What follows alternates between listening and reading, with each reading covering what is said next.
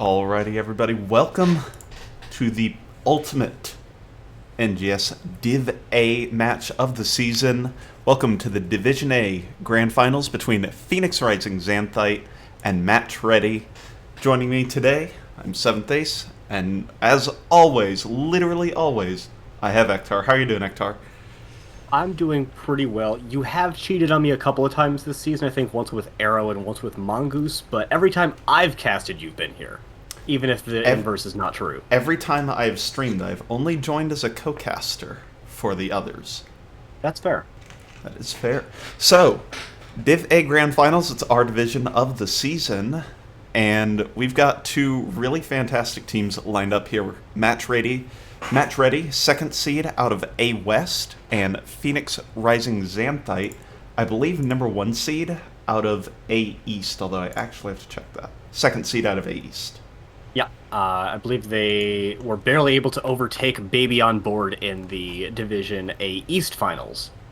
Yep, they had a really good match that went to 5 games there, and then Match Ready overcame, it's my own division, who was it? Minion Miners. Miners. And I believe a 3-1 set.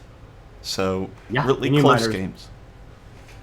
They, in my opinion, they've been one of the strongest improving teams over the course of the season. So I'm really excited to see them go from what felt kind of in the middle of the season to be a middle-tier team to getting all the way to the Division A Grand Finals. I'm very impressed with them. Yeah, definitely.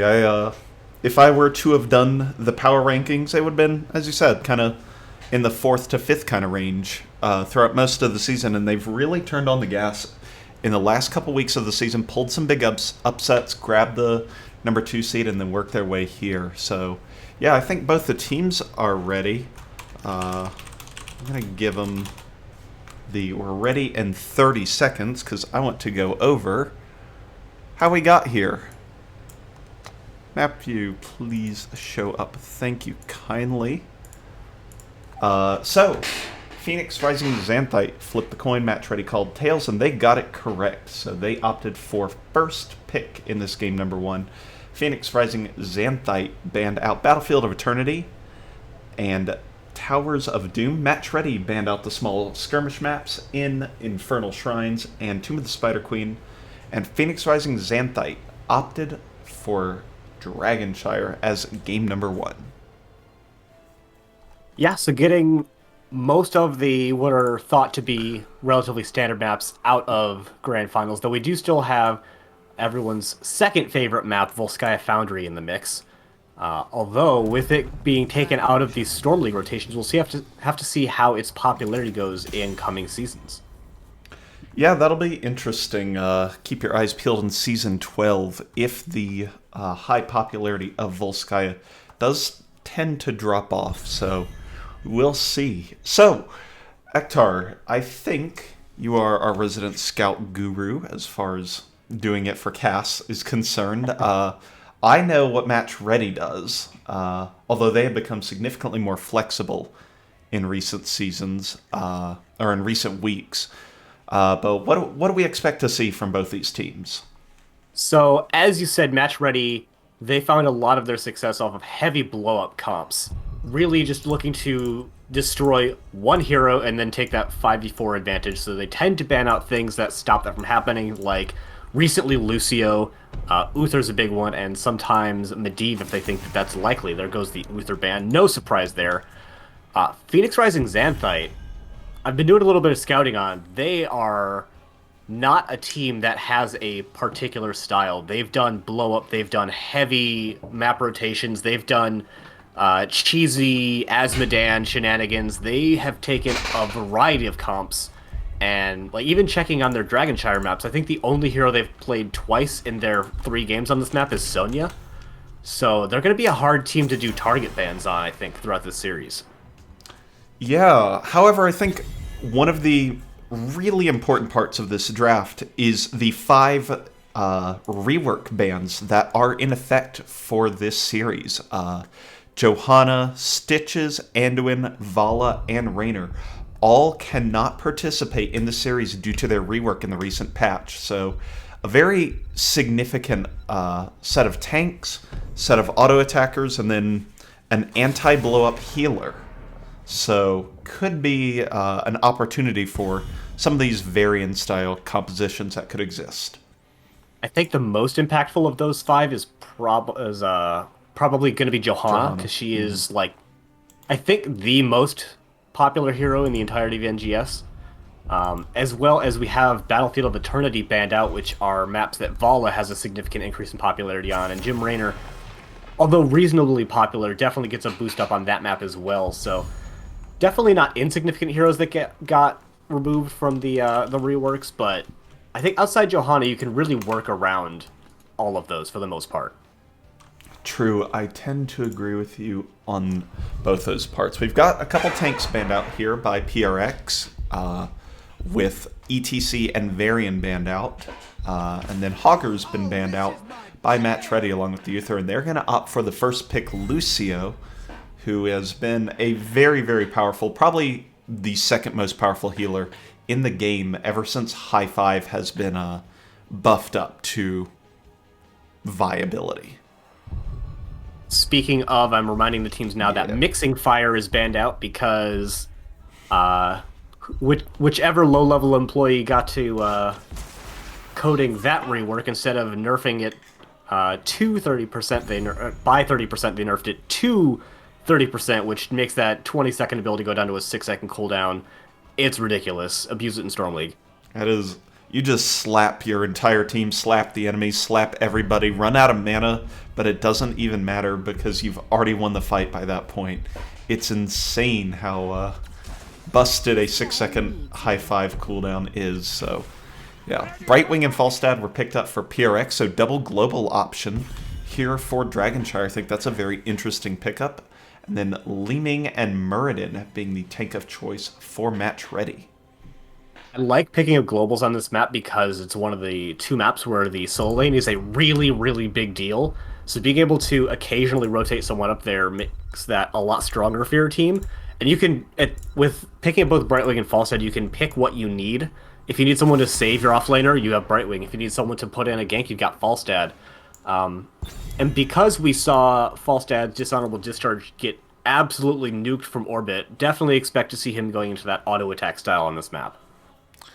Yeah, also not nuked from orbit is Sonya, who has yet to make an appearance in this draft. Unthinkable as of a little while ago, but she has received nerfs. I don't think just initial impressions are that she's still quite strong, but maybe not the entirely oppressive hero that she was previously. So I'll have to see if either of these teams opt into that. Yeah, Soul Laners still up for both teams, really looking to try and get that advantageous matchup. Just kind of a shot in the dark. I would not be surprised to see Malthael getting picked up by Match Ready. He's a strong favor from them. And I like a lot, actually, that they're leaving their Soul Laner for the very last pickup so they can guarantee a good matchup in top lane.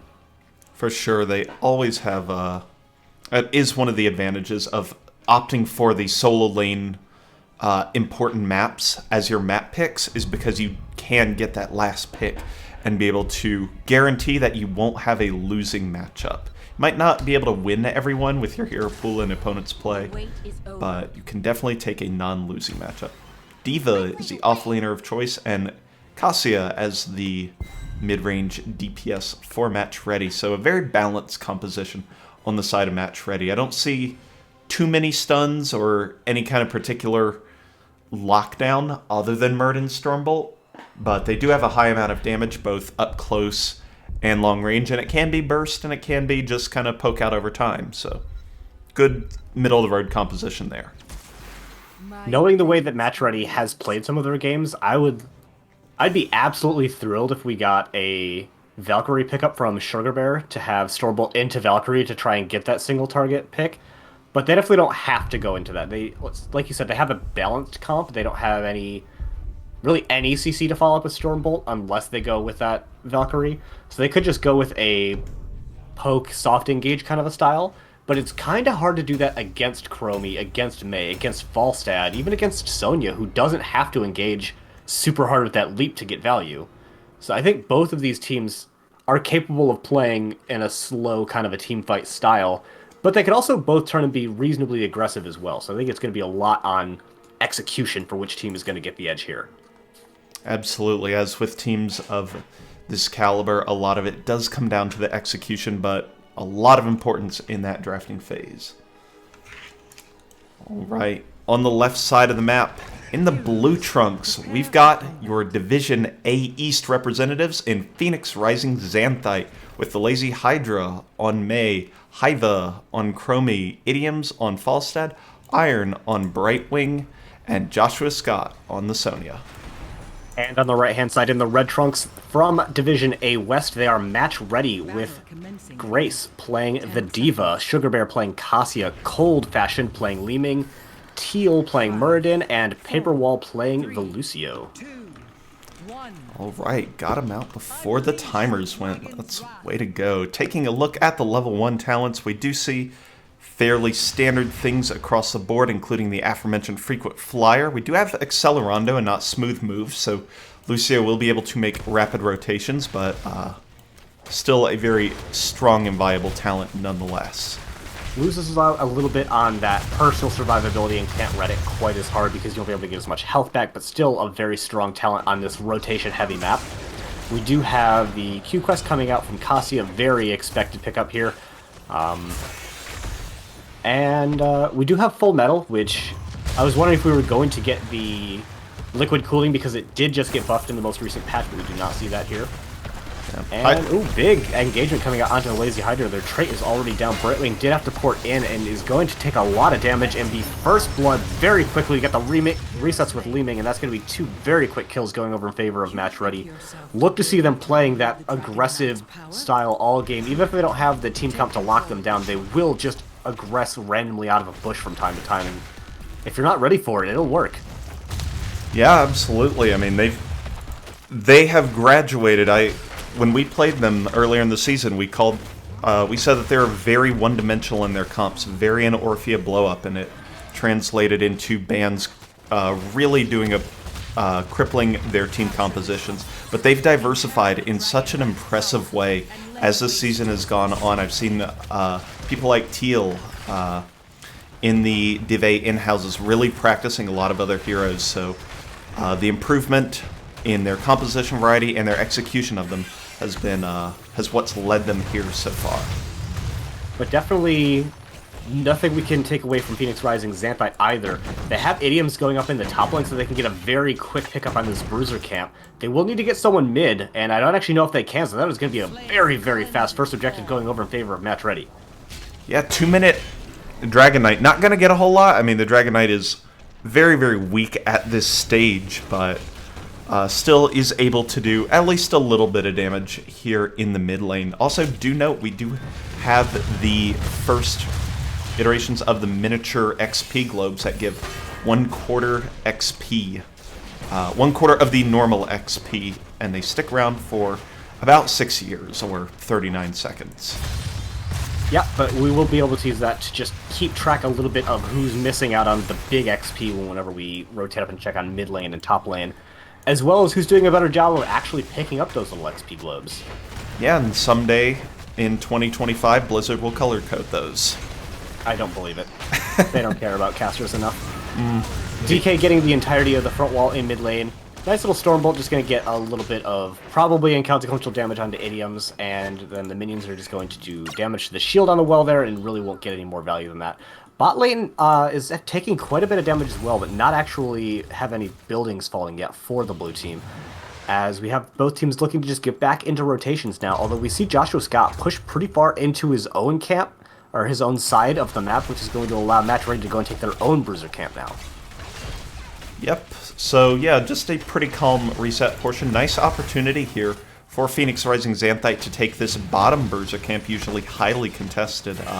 Without Falstad, they are going to have to be a little quick about it, as Cold Fashion is trying to figure it out, and the collapse is occurring. Falstad flies down and is going to help secure this bottom camp with the numbers advantage, so nothing too exciting out of that, although it could have been. It Could have indeed. It looked like Match Ready was maybe getting ready for kind of a wraparound, but I really wouldn't expect to see them try to make a hard engage under that 20 spell armor, which, they've got a Li Ming. They can't really fight under that and have a ghost of a chance of winning. Yeah, absolutely. And even Cassia speccing into the Q build more heavily than usual with the Inner Light here on level 4, so needing Q hits to get that personal healing. So, yeah, definitely would be tough. And I'm really enjoying Sugar Bear's just general play. He's just kind of standing up and throwing damage at the Lazy Hydra because they don't have a great way to lock him down. He's got that, he doesn't have the movement speed talent yet, but he's just kind of standing there throwing autos and Qs at Mei, and what's Mei going to do about it? Unless she can hit a combo, and someone who's got a range like Cassia, it's kind of hard to just randomly hit that out. And there's nothing else to really stop her. Like, a polymorph will make her stop throwing damage, but it doesn't lock her down, so she can just kind of consistently plink out that damage with no recourse. Until level 10. Yep. Well, there is a little bit of there's a fifth of a level 10 here picked up, as Chromie has opted into the more traditional Slowing Sands general purpose damage build here. So that is picked up and available for use, and now Falstad is the one available to take the Dragon Knight here in mid lane. No contest here, as all 4 members of Match Ready are in the bottom lane, and due to the Slowing Sands, they cannot chase after the Mei. Teal in a lot of trouble, but is going to be able to escape. That's Dragon Knight going over to Phoenix Rising Xanthite. 2 DKs in under 6 minutes as level 10s are picked up for both sides. Small optimization. Falstad, you could have only been taking one of those tower shots in mid lane. You never need to take both in the heroic vehicles, but didn't do a ton of extra damage. They will get the entirety, probably, of this front wall. Might stick around to try and get the well, especially because they can see both teams are kind of just hard engaging in the bot lane, just, fighting because the enemy team is there. We do have the Valkyrie. Wasn't able to combo it off of the Stormbolt, but Sugar Bear actually going to get put into a really awful spot with that kick and will get taken out. And that is the first kill for... first kill for Phoenix Rising Xanthite, as they do pick up a counter kill out onto the Mei. DK is still quite healthy, but only 6 seconds left. Not going to find particularly more damage in the bottom lane here. No, that is the end of the Dragon Knight, and probably the end of the scuffles for a little bit, as teams will rejoin their... just restart their map rotations. Grace going to go ahead and boosters right on out of there. Leap actually is going to get committed to knock out the Diva mech, so half a kill gained here for PRX, and they just have to make sure they escape. Teal's going to come in, do a sidestep, and let Idioms take the fall. Gust is going to come out, and that's going to be the end of that game. So, I do want to point out we have a very quick quest completion on the baseline Muradin quest, so he does have the Pierce, the basic attack, cooldown reduction, and the increased mana, and that is going to help lead to a Falstad kill. We saw the Pierce actually go through a minion earlier, put on a lot of damage, and help them get this kill just now. That was a really nice play from Teal, jumping over the wall, then landing the Stormbolt, as it was very clear Idioms was not expecting that, and I was barely expecting that, so really nice play there to secure that down, and the Cassia Valkyrie was able to be used as well. Now Mei in a lot of trouble. Hydra going to be able to escape, and it looks like Diva's able to interrupt Iron there on the Brightwing port. The Brightwing from porting in. Yeah. Takes a lot of damage from the combo of the Brightwing and Chromie, but still is able to waddle on out of there without having to get demeched. By and large, other than the Valkyrie, we have pretty common standard ults coming out, although the Avalanche is a bit of a spicy pick ever since the Ice Wall got buffed, and then it did get summarily nerfed, so maybe that's why we see the Avalanche coming in now. It is also just a good disengage tool, which goes pretty counter to the general match-ready playstyle of hard engaging. Yeah, did actually Icewall... What changes did Icewall get in the previous patch? 10-second nerf and cooldown. Okay, so it is 60 instead of 50 now? Yes. Cool. So yeah, could be part of the decision. Once the difference was like 50 to 90, it was just too much for teams to really, or for players to really be able to argue against, as they had same general function, but you could use one almost twice as often, so... Yeah, we do have Falstad flying into the top lane to help clear out on this Bruiser camp. Both teams have one of the objectives, so it's not really going to be able to try and get a Challenger DK anytime soon. I wouldn't be terribly surprised, actually, if Phoenix Rising Xanthite decided to commit the Sonya to bot lane to try and make this a nice team fight with a leap engage, but for the moment, both teams just working on taking and then clearing camps as applicable. Yeah, top fort actually in a bunch of trouble. Falstad is going to be able to clean it out as the Bruiser Knights aggress onto, the fort. Triple avalanche here from Lazy Hydra is going to find 3 members of Match Ready. Leeming immediately taken out. Sugar Bear now in a bunch of trouble. Slowing Sands not quite in time to be able to follow up. But wow, that was a lot of damage, and Phoenix Rising Xanthite actually is going to get turned around on Hydra in a bunch of trouble. There goes the Gust, the second ult of the, push the team into the backline kind of thing, but Sugar Bear is just running rampant, even in this 3v4 scenario. Oh, miss with the leap, but that should still be a kill out on the Sugar Bear. They do go down by the power of the Sonya and Falstad rotation. Teal is going to get taken out as well by the Falstad, and D.Va's actually going to get the interrupt by taking top lane, but that's still a lot of damage, a lot of XP going over to Phoenix Rising Xanthite, and they're in a position to try and push out this bottom fort and get actually the first building of the game, as top didn't go down earlier. Yep, it just lived with a little bit of health, but yeah, I think very consequently, I mean, that's the first big team fight of this game, and it went solidly in the favor of PRX, although honestly, with that 3-person snowball, I'm kind of surprised that only one died immediately, and it was actually the lingering around of Match Ready that cost them all those kills.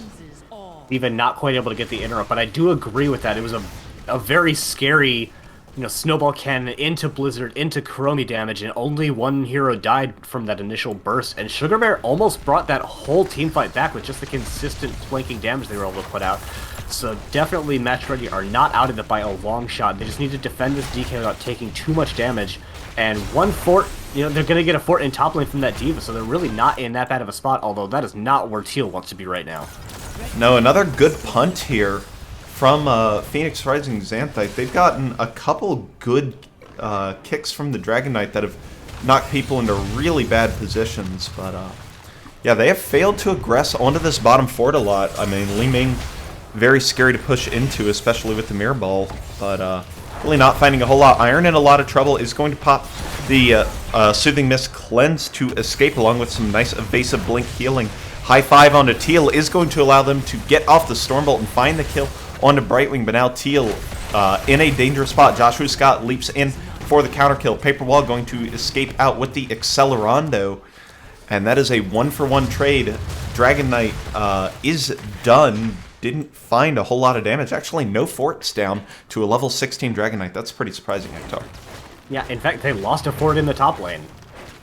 Yeah, neg 1 fort during DK phases. Not exactly the damage you're looking for, but Dragon Knight still is kind of paper until really late into the game. I mean, we are level 17, but it is only 12 minutes in, so...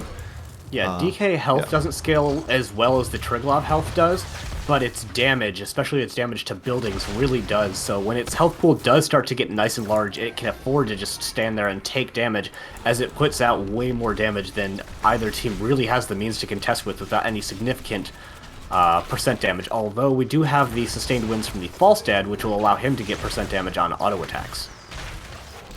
Yep, that does make for good Dragon Knight clear. Should Match Ready pick one up here in the future, but for now, about a half-level lead for Phoenix Rising Xanthite. They're looking to try and get level 20 and then force down a fight before Match Ready. Meanwhile, Match Ready trying to find level 20 however they can before the next Dragon Knight comes up, whether that be through a gank, a pick, or soaking all the lanes effectively. But with the Shrines coming up soon, it is going to be a tough position for Match Ready. Yeah, one thing that could make a really big deal that is a little on the understated side is actually this Brightwing pickup at 16, the Hush, which can combo really well off of the Snowball Cannon, giving that 1 second silence on a basic ability that you can reset to 2-second cooldown with that level 4 that he picked up. So Brightwing has the potential to be an incredibly impactful hero in these teamfights if you're able to consistently get these Q resets, and there's one right there. Yeah, Hush is a very powerful talent. Falstad's actually barrel rolling over that first wall, so isn't going to be looking for an aggressive Gus. Actually going to play a defensive Gus to try and keep this members off the fort. Snowball Cannon actually used to try and push the Diva Bomb farther away from the fort to reduce the damage. Not sure about the total impact of that one on a 90-second cooldown, but it did its job to an extent. Now, Murden in a bunch of trouble. There's the Hush, as Ectar mentioned, but not quite in time to prevent the leap. But the nice zoning Blizzard actually isn't going to be enough to get Teal. Falstad going down now. Lazy Hydra in a bunch of trouble. He's taken out as well, and that's 2 kills there for Match Ready on what I thought was just a terrible spot for Teal to be in. I apologize to all the headphone users in chat in 10 seconds from now. There is the level 20s now available for Phoenix Rising Xanthite, but being down 2 members means it should be relatively easy for Match Ready to get their own level 20. They have the hero advantage, so they're going to try and push this DK. Sonya will be there in time if Diva doesn't rotate up to get the contest on top lane. So this shouldn't actually be DK quite yet for Match Ready, but they're still up 2 heroes, and now they've got their own level 20, so they should be picking it up very shortly.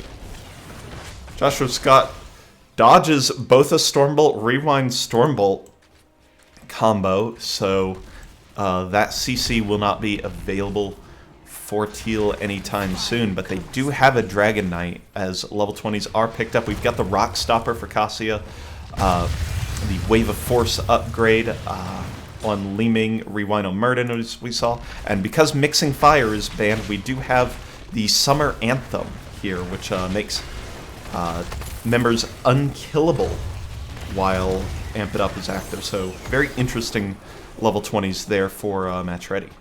I would have expected the house party, so I think this is interesting. I wonder how much value we're going to be able to see Paperwall get for it.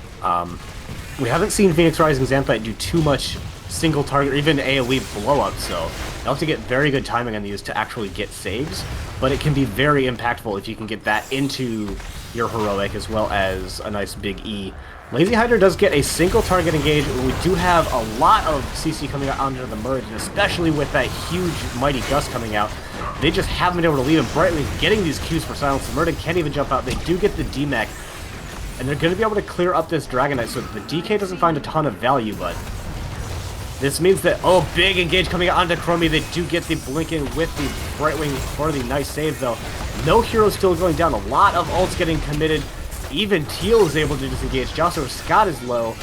I think this slightly favors Match Ready, but they're going to try going under their opponent's keep. They find the kill out onto Brightwing, finally getting what they were looking for this whole time, but I still don't know if they can stay and poke this out.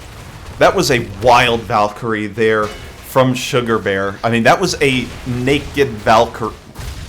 If I want to say that, yes. That was a no setup Valkyrie, if you will. That ended up landing onto the Brightwing that made that happen. So really nice one there. Grace actually goes in, pokes with the Q, takes an entire health bar worth of damage, 2 health bars worth of damage, and is taken out. Now this looks like a possible time for PRX. Idioms goes ahead and Mighty Gus Murden into the fort, or into the keep, and that's a pair of bonus kills there for Phoenix Rising Xanthite, down 4v5 there. So really nice pickup there from Idioms, and a little bit of an overstay there by Match Ready. Yeah, May only staying alive from the Heart of the Swarm Flash Freeze. Although won't have it available now, it does get blown up pretty much exclusively by Sugar Bear. Cold Fashion was there as well, but really just kind of insta-gibbed by the Valkyrie engage. Very nicely done, making it sure that Match Ready doesn't fall too far behind in this game. They're still down 1 hero, but for a lot less time than their opponents are. Sugar Bear's Valkyrie play has been really, really good. Valkyrie is one of those more unreliable ultimates that really needs setup to work consistently most of the time. And Sugar Bear is just landing Valkyrie after Valkyrie, and you can see it's taking PRX by surprise, and it's working very, very well for them. We have Match Ready looking to maybe aggress in their opponent's camp. They are technically up in heroes, but not until Murden actually gets here. They should be able to stay here and poke this out long enough to get their full team here, although we do have a hard engage coming out from Joshua Scott before Teal's able to get here. Sugar Bear is going to get high-fived out of there, so that will be the camp getting picked up, and a lot of heroics and other long cooldown abilities being committed to make sure that they get this kill. Or this camp, rather. Yeah, a little bit of an unfortunate anti-synergy there as the Gust knocked away whoever was being left on by Joshua Scott, so the stun never came out. There's the Valkyrie, again, completely unled into. Incredible double kill by Li Ming, 2 full combos, and Li Ming now low on mana, but this is bottom keep going down here. No objective being taken here, and Match Ready looking to push onto this raid boss of a core. Yeah, basically any other map, and I'd say that's probably GG, but you can see Muradin gets petrified right there, does have the avatar to make sure that they do stay alive, but the stun from this core is so powerful that I think you can hold just about anything if you're able to get the right CC and the right follow-ups. Idioms with the huge Mighty Gust is going to push them off of the core. Core is falling, but still at 60%. Gigantic Leap is going to secure a kill out onto the Cassia. There's still 3 heroes alive. Core is falling 30%. Grace right-clicked onto it, and I think that they should be able to make it with the power of that. No. No. 4%, but Grace is going to be the sole hero left alive, and that is going to be the very close game number 1 going over in favor of Match Ready. Oh, that's incredible. That is so close there. Almost the defense made by Phoenix Rising Xanthite, but Match Ready with just a couple of extra kills, or extra damage put out, is able to secure that core kill. Shoutouts to the Sledgehammer talent on Murden there. Probably put in a ton of damage to that core. Obviously, you'd have to go back and look at it, but with Perfect Storm and that Sledgehammer combination, that dealt a huge amount of core damage, and that would not have been possible without it. So, good pairing there from Teal, and Match Ready able to take a really exciting game number 1. Yeah, I have the stream pulled up on my second monitor. We do have the Unkillable, which looks like it barely kept Lucio and Muradin alive for just another couple of seconds, which I don't think it made the difference necessarily, but it was very close no matter what way you look at it. Oh, what an exciting game number 1. If all the games are like that, we're going to have a really fantastic series for everybody today, and hopefully, we've casted a couple 5 games. Let's see another one, and this game couldn't be much closer to as far as kills are concerned, so we could see it. Yeah, absolutely. So we could also have just Match Ready getting a 3-0 sweep. I wouldn't want to see that. Not that I don't necessarily want them to win. A little bit of Western bias coming in here, but my caster bias definitely trumps my Western bias, and I want to see 5 games. Absolutely there. So, yeah, that was again, really fantastic game. So, MVP of that game, though, has to be Sugar Bear. Those Valkyries started everything, and we were saying in the draft that you usually have to have a lot of CC to start those. Sugar Bear doesn't need CC. Just position it well, and works out. So, yeah, game Sugar Bear don't give a shit. You know what Sugar Bear hits? Valkyries. There you go. All right, game number 2 is going to be on Cursed Hollow. So we're going to go ahead and get in that lobby. This was picked up by Phoenix Rising. Be determined. No, it is Match Ready. It is Match Ready that picked this map, as expected. Interesting. It's not interesting that that Phoenix Rising opted for first pick. That's incredibly normal. But I am a little bit surprised that this is the map pick for Match Ready because they are so teamfight focused. There is a lot of team fighting, but there's a lot of laning in between the team fighting on this map. Whereas Dragonshire, it's like it's basically all team fight and all laning all day. It's really both. Whereas Cursed Hollow has very segmented, this is when we lane, this is when we team fight kinds of phases, and I think that might favor Phoenix Rising Xanthite a little bit more. I would tend to agree with you, especially since they showed a double global composition in game number 1. They're definitely not strangers to being able to run those wide macro compositions, so really not definitely seems like a comfort to them. Although I'd have to go check the, the stats to be really certain. And looking at it, Pyrrhix has played this map 3 times, but only won once. So that may be what Match Ready is looking at and saying, hey, they only have a 33 win rate, let's take them here. That may be the case, because from what it looks like, Stats of the Storm, why are you so difficult to read sometimes? I think that Match Ready actually has chosen to play this map 3 times, and won all 3. So definitely feeling comfortable on this map. Yeah, I would tend to agree here. If that is the case, if they have a pocket strategy here for the map, could be a good 2-0 lead. They do, as you say, play the Malthael a bunch. Why is there a triple report of the same game in Hero's profile? That is hilarious. That is something else. So yeah, you said they play the Malthael. Malthael exceptionally strong on the map. So could be. They also play. They also play your favorite on this map. They do, although they've played it once. They have played it once. Right. Match Ready's go-to composition for the vast majority of this season has been Varian, Orphea, Maiev, healer, offlaner. So I'm curious if we will see that at any point throughout this series. It seems almost inevitable that it would happen at some point. I would definitely agree with that. I'd be actually disappointed if we didn't see that comp getting played at some point, unless they just have Varian ETC getting banned out every game. Yeah. But this does beg the question then, does the Cassia deserve a respect ban?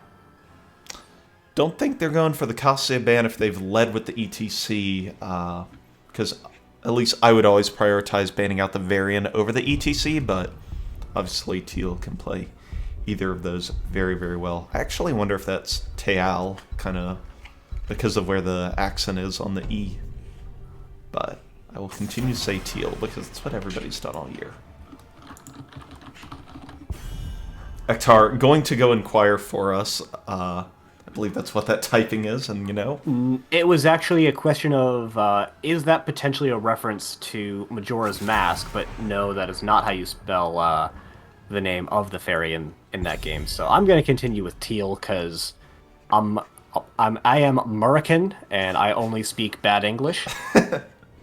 We do have the same bans in round 1 coming out from the members of Phoenix Rising Xanthite, really respecting that single target blow-up style that Match Ready has played for so much of the season.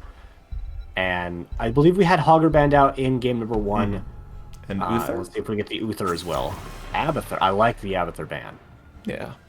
Yeah. Especially if they're not planning on blow-up comp, and I think that it's reasonable to guess that this is maybe one of the less good maps for that style.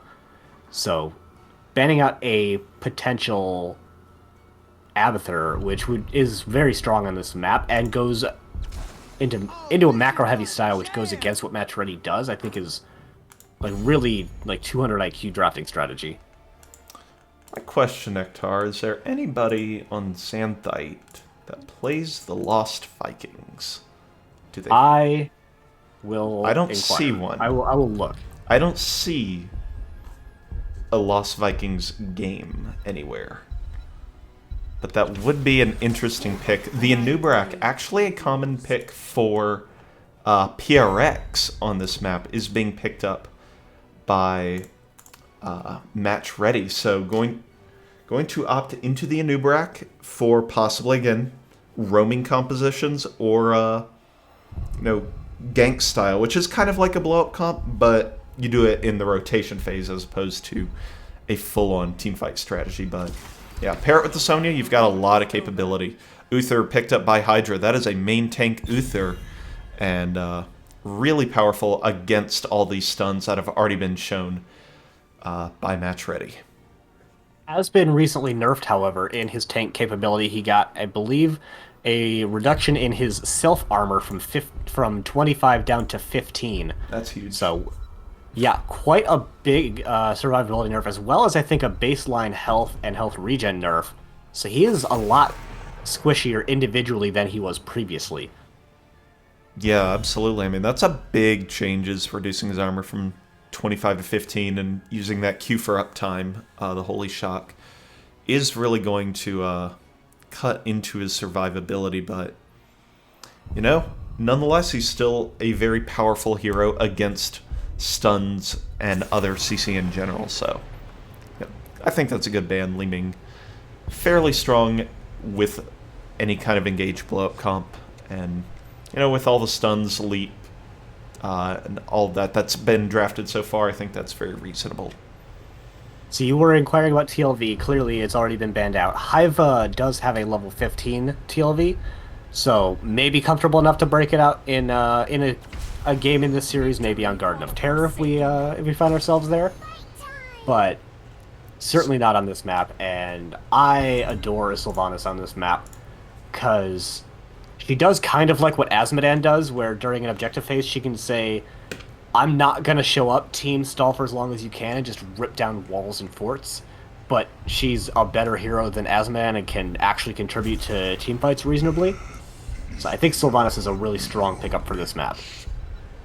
Yeah, I definitely tend to agree there. Double offlaner picked up by PRX. This is a really spicy composition, but I actually really like it for the map. Malthael, an effective offlaner, but can't really push buildings down that well. But he can double soak very well, and D.Va can hold a lane on her own, but is no slouch in team fights either. So I think it's a really cool composition coming out for PRX, and I'm curious to see what Match Ready is going to do to try and handle this. I'm going to go with the Lunara pickup, which I think is interesting into the Uther and the Lucio. I find her more difficult into double healer, in quotes, comps, but it's not true double healer, so maybe it works out. She does well against the offlaners. I'm not... man, both teams are really interesting because you have the solo damage Cassia, which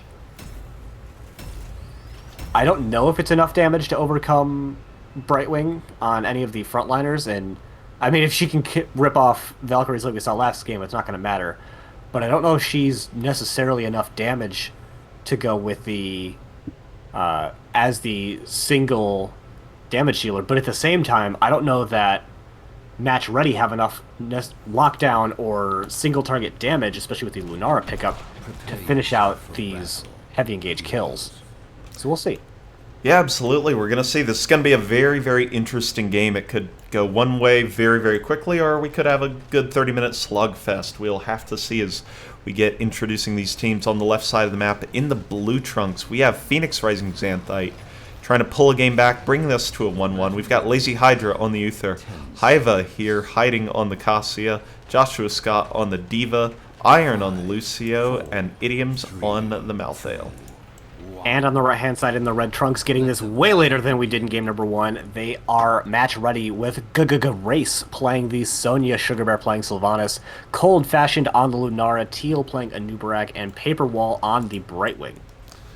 Yep, and there's going to be an anti-Sylv setup starting here for Phoenix Rising Xanthite, but no shenanigans are afoot as Match Ready does go ahead and reveal in the mid lane, so... Taking a look at talents, of course, as we like to do. Everything is as expected, except, well, I say that. We have Wave of Light, which is generally more of the healer Uther build, but obviously still increases the duration of Devotion, which is very helpful as a tank.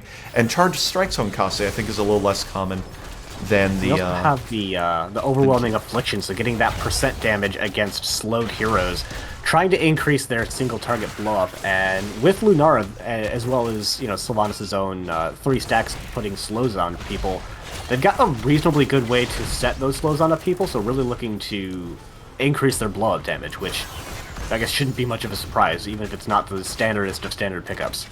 Yeah, burst damage is good damage. Pretty much no matter how you cut it. Idioms is going to be able to take this Bruiser camp quite quickly, faster than Sugar Bear and Paper Wall combined. Is going to have to take a possible Hearthstone break, or is just going to rotate right on up to either get heals or go to the camp.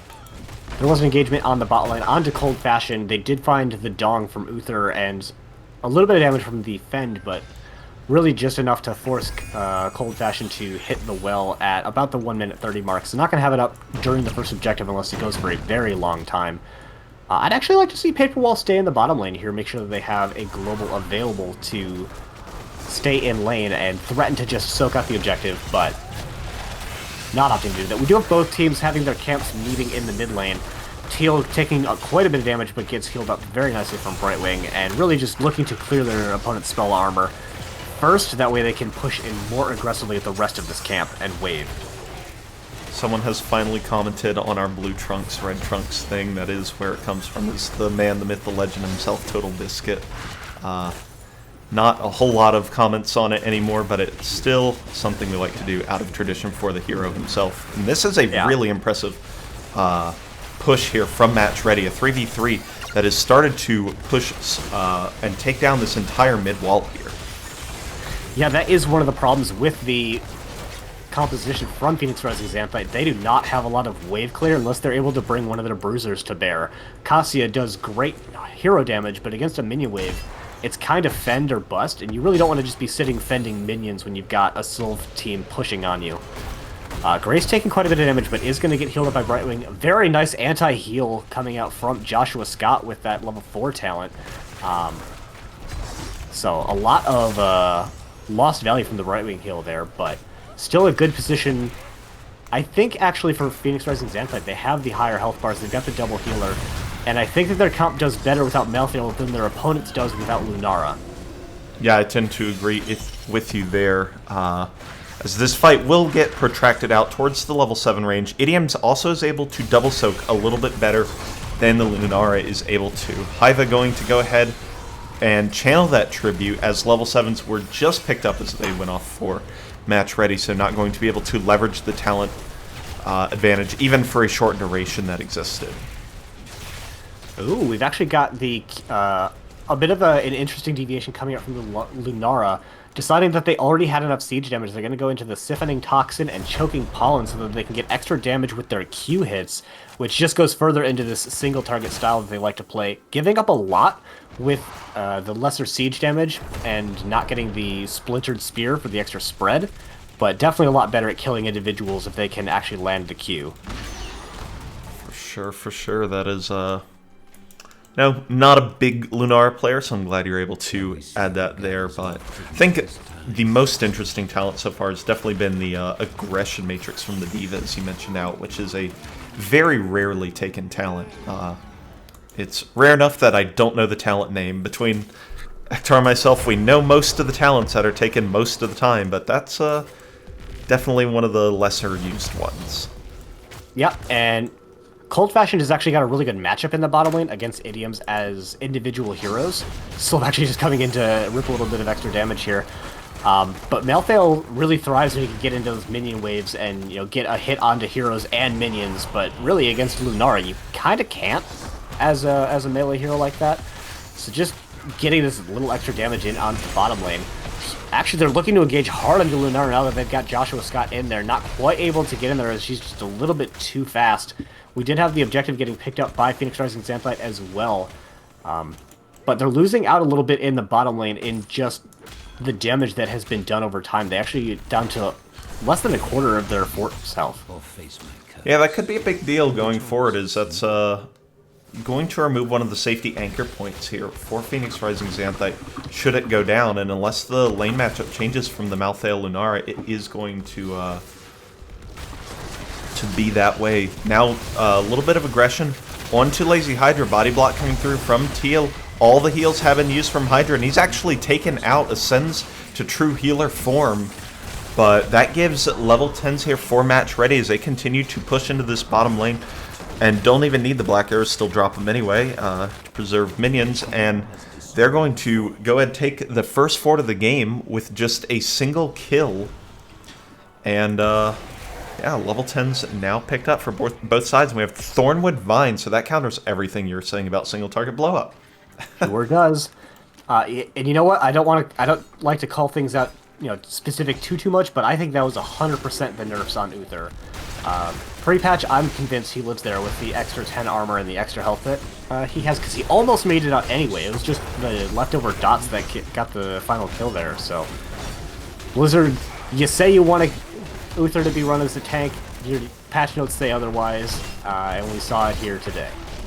Yeah, I think that's the second or third nerf to tank Uther. I mean, I thought he was in the viable but not oppressive spot in the recent patch, so I'm curious to see what people think of current Uther. Now, boss is being taken a little bit more slowly here for for match ready.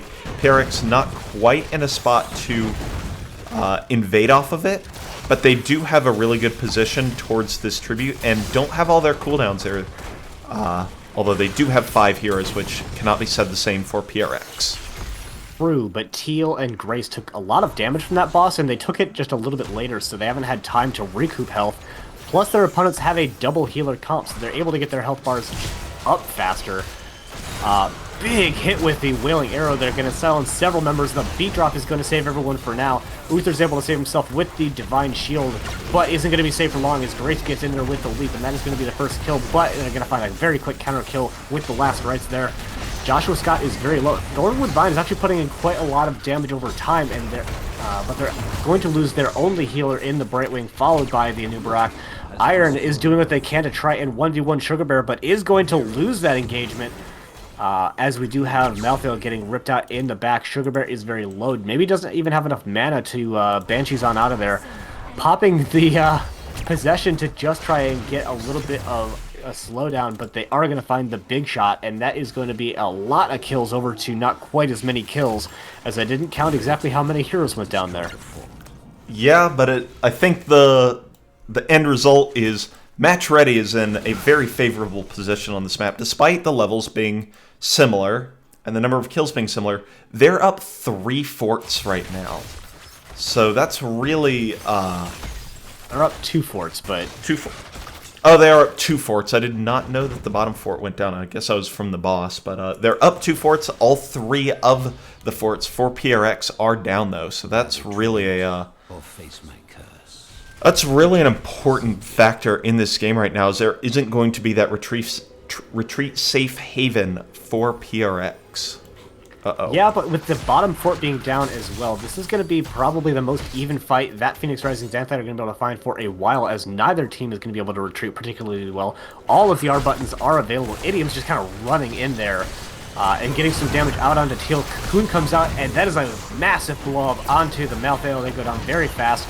Uther not having time to get that Divine Shield out. Gets it off now. A little bit of overlap with the beat drop, but that is still going to allow them to find the kill onto Anubarak. Still relatively even, although the health bars definitely have to favor Match Ready as they find another kill out onto the Nicasia. And without their damage, I think the members of Phoenix Rising Xanthite have to be in a full retreat, as Sugar Bear does not want them to leave. No, does trade out for the Lucio, and that really will prevent PRX from trying to heal up and get back into this fight. Uther now taken out as well. Joshua Scott, the only remaining member here, and that is 4 kills for Match Ready to just 2 for PRX, and Match Ready going to send the Brightwing to grab this curse and begin the curse phase here. Siege Camp in the top is going to... Oh my god, that's so many globes. Is going to be able to help PRX defend this curse, but it's still a nasty spot to be in. Down level 16, down heroes, and down a lot of buildings already. Oh my god, with the little XP globes, I'm getting like actual anxiety with all of those globes, because again, casters, we don't get color coordination. We can't tell which belong to which, so we just see a massive pile of XP globes in mid and top lane. I'm like, oh my god, we have to go get those. That's so much XP. I know. And, we were asking at the beginning of the game, do Match Ready have enough damage to enact their single target blowups? And I would say that this has been an emphatic yes, we do, as they are just barreling down the mid lane now. It's 4 versus 4 as they have Brightwing and D.Va dueling out in the top lane, but I mean, they definitely have the damage here to get a kill if they find the right CC engage. Yeah, I think the big talent here is the Cold Embrace from Sylvanas. The 25 armor on Dagger basically nullifies Uther's trait, or trades evenly with Uther's trait. So that is a really important part of any kind of Sylvanas-based blow-up comp. So really an effective one there. Beat Drop has actually been opted as ult for Lucio, as we've seen multiple times, to try and counteract this blow-up. And it has been somewhat effective when he hasn't been stunned during the blow-up process. You know what, though? Prior to that objective phase, Phoenix Rising Xanthite had 0 forts and 3 keeps, and after that objective phase, they have 0 forts and 3 keeps, so not getting a ton of value out of that. Like, the lanes are super pushed in, but that just makes it easier for Phoenix Rising Xanthite to get their soak. There aren't a ton of camps for their opponents to try and either take or invade. There's a lot of pressure in the mid lane with this Bruiser camp, but Phoenix Rising Xanthite did a very good job of defending and not losing any major buildings there, so match ready. It's going to be a very long time till they can get value out of an objective again. We see them rotating up towards their boss now, but their opponents are going to take their own boss as well. And I don't think that solidly favors either team too much. No, especially since it's very likely that both teams are just going to grab their boss and then go defend, since both of them are pushing onto a keep. So I don't see anything too special occurring out of this, other than taking the bosses off the map and grabbing the XP off of them. So that is the order of business currently. A little bit longer delay for this next tribute, as it has been, as we did go through a curse phase, so it will be just a bit. But yeah, looks like match ready, not opting for the defense, but rather going to take the Sylvanas and a siege camp and really push onto the offense here into this top lane. I like this play a lot, especially because they did rip their boss a little bit faster, so they were able to invade on their opponent's Bruiser camp as well. So they have a bigger wave coming in. They do have the Sylvanas trait. Gets popped, they use the Banshees to actually get it out from maximum distance, and I don't think there's any way that this keep stays alive. We have a hard engage coming in with the Divine Shielded Malthael, but they don't have enough damage to actually secure a kill there. A lot of split damage going out between Teal and Cold Fashion, but they're able to turn it around onto Idioms, and it looks like they're going to be the first to fall here. Actually, Grace is the first to fall. Idioms follows very shortly after, and Paper Wall is going to be the next to fall. It's actually going very nicely in favor of Phoenix Rising Xanthite, as they were able to turn this around with their sustain, with that extra armor from the Uther. The Uther does go down, but ascends to true healer form, but without the Uther, they don't have a strong engage condition, but just standing a little bit too far forward was the Lunara there, and they were able to get the kill with that surge of light coming up from the Cassia. Lost 25% on their core, didn't even pick up bottom keep, so all in all in favor of Phoenix Rising Xanthite, but they should be able to pick up the objective here, and that might be where we find the damage parity that they really need to get back in this game. Yeah, because they have such a speedy loose... Oh, I'm curious why they're not picking this up immediately, just because they do have a hero advantage for now. Maybe they're going to try and push out lanes, pre-position a little better. Yeah, I think they're going to want to clear out mid, maybe clear out top. If they were really feeling aggressive, they could have looked at invading, but I don't think they're actually going to do that. I think they just want to get heroes up, get a little bit of clear before they actually have this objective go out. They will have a safe route to 20. Match Ready does have level 20 already, so I mean that does make pushing difficult, but nonetheless, Phoenix Rising Xanthite did have to pick up the tribute, or there could have been a recontest possible with those level 20s. So instead, they are running up to this top lane to try and maybe set up a bush gank. See, it is unclear what PRX is doing, other than rotating around the map and getting level 20. Lots of damage from Lunard. Let's see, those damage ticks are so impactful. Yeah, and we do actually have the Forest Wrath, so giving the longer reach and longer vision, plus 2 stacks of poison. Not going into the intensifying toxin, which is the normal level 20 here, so they can get that extra damage when they're at 3 stacks. This is an interesting play, though, with Phoenix Rising Xanthite pushing into mid with all of the defense here as well for match ready. They're getting some value in top lane, but I don't know if they get that fort as the curse is ending in 5 seconds. They're definitely not going to get bottom, as they had that camp pushing in there. So once again, neither team really finding a ton of value off of these objective phases. And notable stat, 0 forts have been lost during the curse phase. There might be one that goes down as a direct constant. That's so much XP. It really... I think Nubrak is actually able to defend with the Pickles, though. Yeah, he will. That is no forts gone down directly or even indirectly as a result of either curse phase so far, and apologies for saying blue team's core is under attack. It's not. It's the Raven Lord is very just particular. Yeah. We do have a little bit of an engage coming in. Actually gone into a full engage now as Grace is going to use the leap both aggressively and defensively to get out of dodge there. The core is not under attack, Ravenlord, I swear to God. Idioms gets ripped out of that cocoon very fast. But a lot of buttons being pressed, but most of them relatively short cooldowns. Only, I guess, 3 heroics were used on the side of Match Ready, so they're definitely down in ult economy. Only the Divine Shield getting popped from the Uther here. Yeah, and it is although with the Bulwark of Light, that is an even more impactful heroic to have on cooldown, but I don't think either team is looking to be particularly aggressive. Although if either team is Ravenlord, I swear to God, it will be Phoenix Rising Xanthite with their better ult economy. Yeah, Hydra's actually getting engaged on really heavily polymorph, so he can't use a Benediction. Beat Drop comes out from Iron to try and turn this fight a little bit, and it seems to have worked.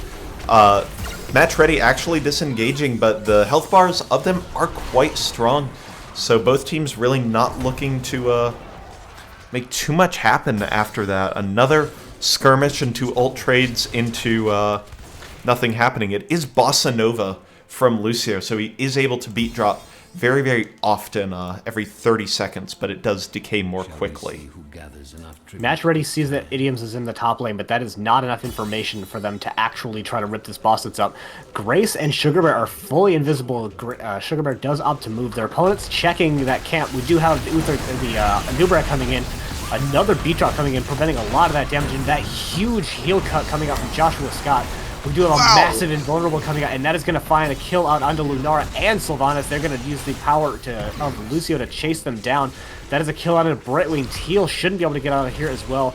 Looks like Iron is the only one actually still on the chase here, as Idioms and the rest of the team looking to maybe come in from behind, maybe try to find Grace. Oh, that would be a nasty stagger if they find it. But yeah, but it looks like they are just going to try and rip through boss. They will take this camp very quickly on the way.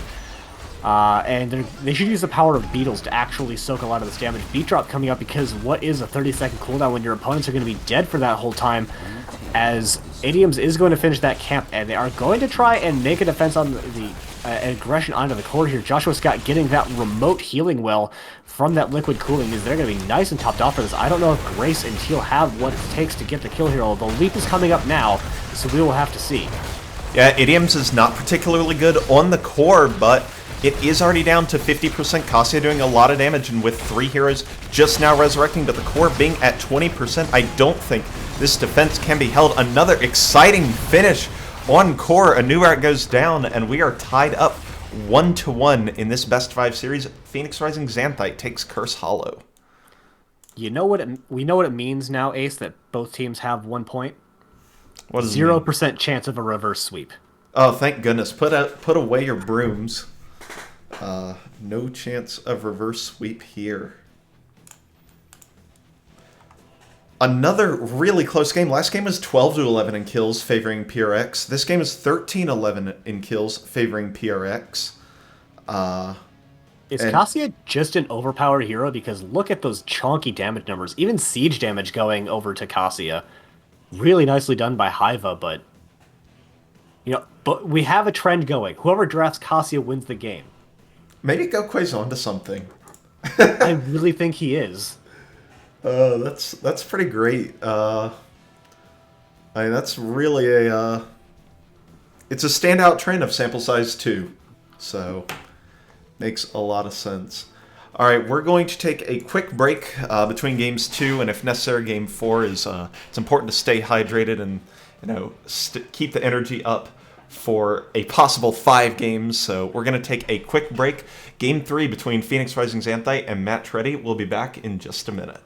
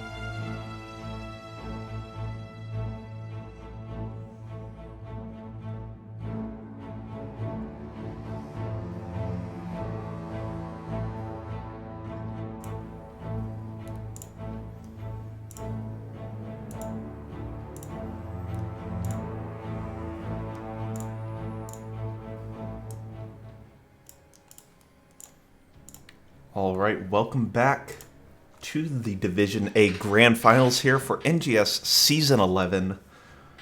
We are going to Alterac Pass as game number 3 between Phoenix Rising Xanthite out of A East and Match Ready out of A West, Duke It Out, and Ectar. This has been a really fantastic series so far. It has. Both games ended with very close core calls coming out from both teams, so I often say that the difference between a Div B team and a Div A team is desire to win the game and knowledge of when you can do so. So you see these teams, they get 2 kills, and they're like, yeah, we can rip through an entire keep and kill the enemy team before that they can all res and kill us back. And that tends to be truer the higher up in games you go. You typically see the average game length goes down as player skill goes up. So both these teams very good at identifying when they can win the game and then going and winning the game. Yeah, that's is the thing. I watch a lot of or whenever I watch the Storm League games, I just see, oh, they found 1 kill. Oh, they're trying to end the game now. It's really funny watching teams just try and end off 1 kill, whereas in Div, A to B, you're looking at 2 kills, and farther down, you're looking at like 3 kills or a team wipe to finish the game. But yeah, the level of aggression and the refinement on the play has been really impressive from both of these teams. So we're going to Alterac Pass for game number 3, as chosen, it looks like, by Phoenix Rising Xanthite, and I would not be terribly surprised if their draft in this game looked very similar to their draft in the previous game. It's a map where you typically have a kind of 1-3-1 style, so if they end up going with 2 bruisers again, I think it'll be really good for them. Yep, that is, it's on the onus of Match Ready to go ahead and, find an answer to that composition. So this map is a little bit more team fight focused. If I could,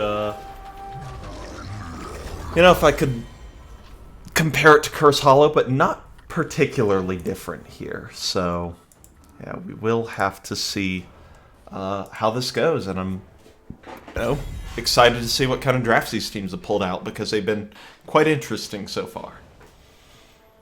Does Cassia make it through the ban phase this time is the real question on my mind. Well, Match Ready is first pick, so I don't expect to see them banning it out, that's for sure. Yep.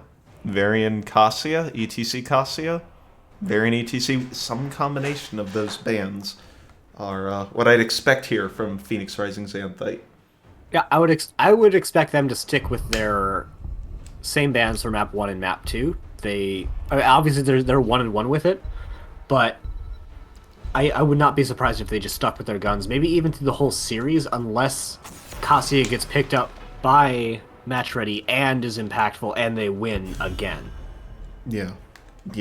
By the way, wanted to mention, I think MVP of that previous game goes to Hydra on the Uthers. Those Group D shields, they're 2 very impactful ones. One on the Lucio when he was going to die in the first fight after level 20.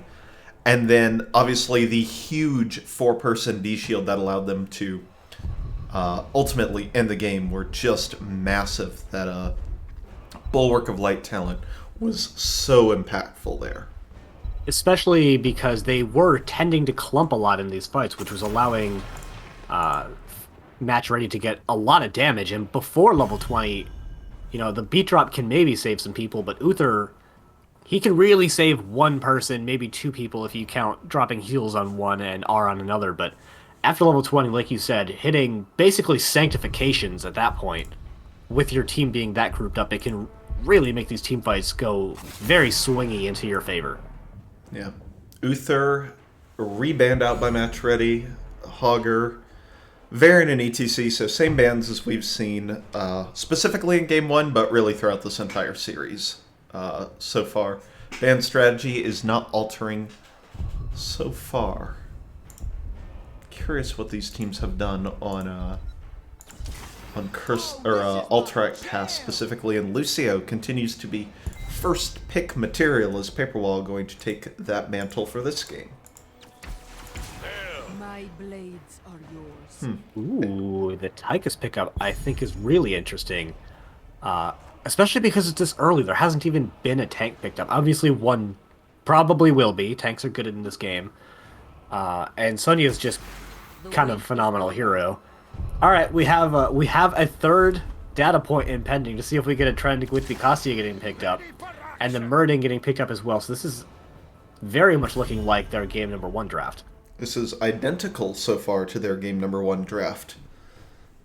There's literally no difference between the game 1 draft and not. So it is up to PRX to figure out, is this composition that Match Ready built in game 1 going to work all the same on All Track Pass? What kind of changes need to be made, etc.? There's a deviation in the ban strategy. The Orphea has been banned out, and you know what? I was kind of waiting for that to happen at some point this series. We've got Phoenix Rising Xanthite's All Track Pass match history up on Stats and Storm right now. 1 map. 2 maps. 2. But none of the heroes that they have currently drafted featured in either of those games, and neither of those games featured any duplicate heroes, so definitely not. They don't have a necessarily go-to strategy for this map, it looks like. They had a really interesting comp, actually. They had a Tyrael, Tyrande, Ana, Falstad, and Ragnaros pickup. They did end up losing that game, but it's a really wild strategy that they came out with. I hate Ragnaros on this map, but I think he's a really smart pickup on this map. Yeah, tend to agree. The other game was against Baby on Board in their previous playoffs series, and they had the Uther Garrosh combo along with Diva, Kel'Thas, and Greymane, which I think is really interesting. And then Match Ready, again, 2 games played on the map and no duplicate heroes. And none of them matching these except the Lucio so far, so really curious to say Lunara and Malthael is going to round out the more DPS heavy draft, but still Lunara can offlane and Malthael an exceptional offlaner as well, so still covering all their bases that they need for some kind of composition like this. Personally, I would really like to see the I'm bad at talent names. The extra creep damage on 4 from the Lunara. Just because wave clear is really important on this map. So I'd like to see that getting picked up here over the Siphoning Toxin. But you've erased it from my brain, whatever that talent is. Old Fashioned had really shown a lot of damage in that previous game, so I wouldn't be terribly surprised to see them do the same build either. Yeah, very, very possible here. Where? It's not Splintered Spare because Culling, Nature's Culling. That's the one, Nature's Culling. Thank you very much. Yep, like I said, we know all the important talents in the game. I was running through every other talent of hers that I pick up, trying to jog my memory, and I just didn't quite get there in time. Yeah. Yeah, it's the... Nature isn't the important word. I was able to come up with Culling and found that. I was like, there we are. So Stukov, final pickup, and I really like Stukov here. A lot of heal throughput here from Iron, if he's able to play it correctly, so I'm really excited to see how that happens. Alrighty. Here on the left side of All Track Pass, in the blue trunks, we do have Phoenix Rising Xanthite. The gem you didn't know about until the season. Idioms playing the Tychus, Iron on Stukov, Joshua Scott returning to Sonya, Hiva on the Leeming, and Lazy Hydra on a Nubarak. And on the right-hand side, in the red trunks, they are match ready, with Grace playing the Malthael, Cold Fashioned once again on Lunara, Teal on Muradin, Paperwall back on Lucio, and Sugar Bear playing the Cassia, continuing to go with that Thunderstroke on level 1. Yeah, everything, again, seems normal on the ones. Don't have any notable talents. Maybe, okay, notable talent is the Warpaint on Sonya, as opposed to the Slam build that's dominated the meta for the last 8 weeks or so since the previous patch. But with the nerf, players are looking to experiment a little bit more with some of these talents. I did remember to get a prediction going, so make sure you vote in that. I forgot to do one for the previous map, my bad. But now that we're in game number 3, this will be very important because it gives whichever team wins will be on match point for the rest of the series. So, very important map for both teams. We do have a Lazy Hydra dancing, doing a little bit of tap dance in the mid lane there, as both teams have split out members to go and take their respective null camps. Yep. Malthael, again, able to do a great job of taking the camp. You are on the draft screen. I am not anymore. Already fixed Excellent. it. Already fixed it. And Iron and Joshua Scott taking camp here. Tychus died up in top lane. Teal must have come in for a rotation as I was looking at some gnolls being killed, but instead I missed the big space marine getting killed. Yep, we had Lazy Hydra rotate up to actually catch out on that XP. There's an engagement coming up from Teal, tried to find something, but really wasn't able to. Yep, Blizzard did in fact make them want to take Aether Walker. We do have the Low Blow, which is not really the standard pickup, but within a Nubarak it makes a lot more sense because you're trying to find those individual picks, and that extra 100% damage for heroes below half health is actually quite big. Yeah, Low Blow does Lurking Arm does a decent bit of damage. With Low Blow literally doubling up that damage, it actually becomes pretty significant, especially if you can get the Growing Infestation. You're going to be able to trap enemies in that for quite a significant duration, so really, I think a good pickup here, since Tychus is good at chunking heroes, but not necessarily killing them, even though he is going into the In the Rhythm as opposed to something like the Bigger They Are. So we do still have the Siphoning Toxin coming out from Li Ming, not opting to go into that Nature's Calling, proving that I still remember the talent's names from 3 minutes ago. Throwing Shade actually coming out from the Malthael. This is a really interesting pickup, just because I never see it. Yeah, I think if I were to gander a guess, it is to do with just playing a little bit more of a safe range and then being able to engage from farther away. Because their team is a lot more ranged, he doesn't want to stand too far forward, so that would be my guess, but obviously there are plenty of other reasons where it could be, because I'm not a Malthael player. That is fair enough. Both teams are going to take their camps. Grace taking that even faster than Joshua Scott and Iron combined. So they're going to have a little bit of tempo advantage in the mid lane. Paper Wall is just kind of soaking out, killing out on these beetles, not really finding all that much value. We do have Grace looking not really to get the channel on this, but just to kill these defense minions to make it easier for them to channel later, although a nice hit coming out from Hiva. Does have the orb resets, and is going to find a nice reset onto Grace with Lazy Hydra getting in there, but not having the Impale it looks like available, so not going to find a stun train, just more of a stun sidecar. I'd be stunned if I were hit by a sidecar.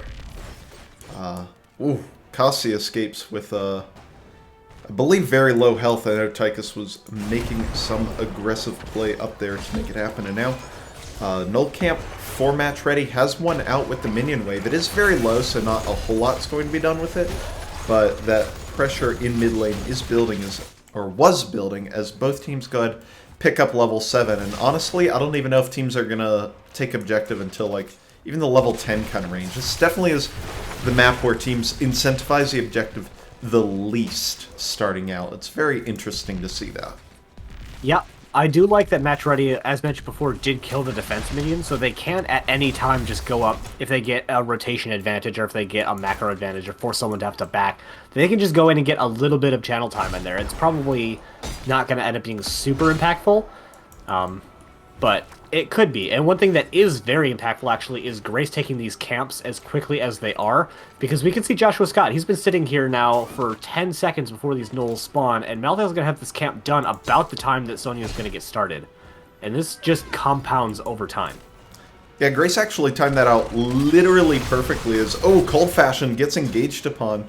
The full combo from Li Ming, not quite enough to take them out, but that was, I'm sure, a heart-stopping moment as Grace rotates in and channels exactly 2 seconds of objective. So we'll be done with this objective roughly by level 27, judging by this pace. Teal coming in, just throwing a hammer and leaving, just getting that nice little stack. Really, both teams soak it out, camp on cooldown. Objective, I guess, if there's nothing else, it's kind of like Hanamura, except the camps are even weaker. Yeah, I mean, there's just more lanes to soak and weaker camps. So, yeah, level 10's now picked up.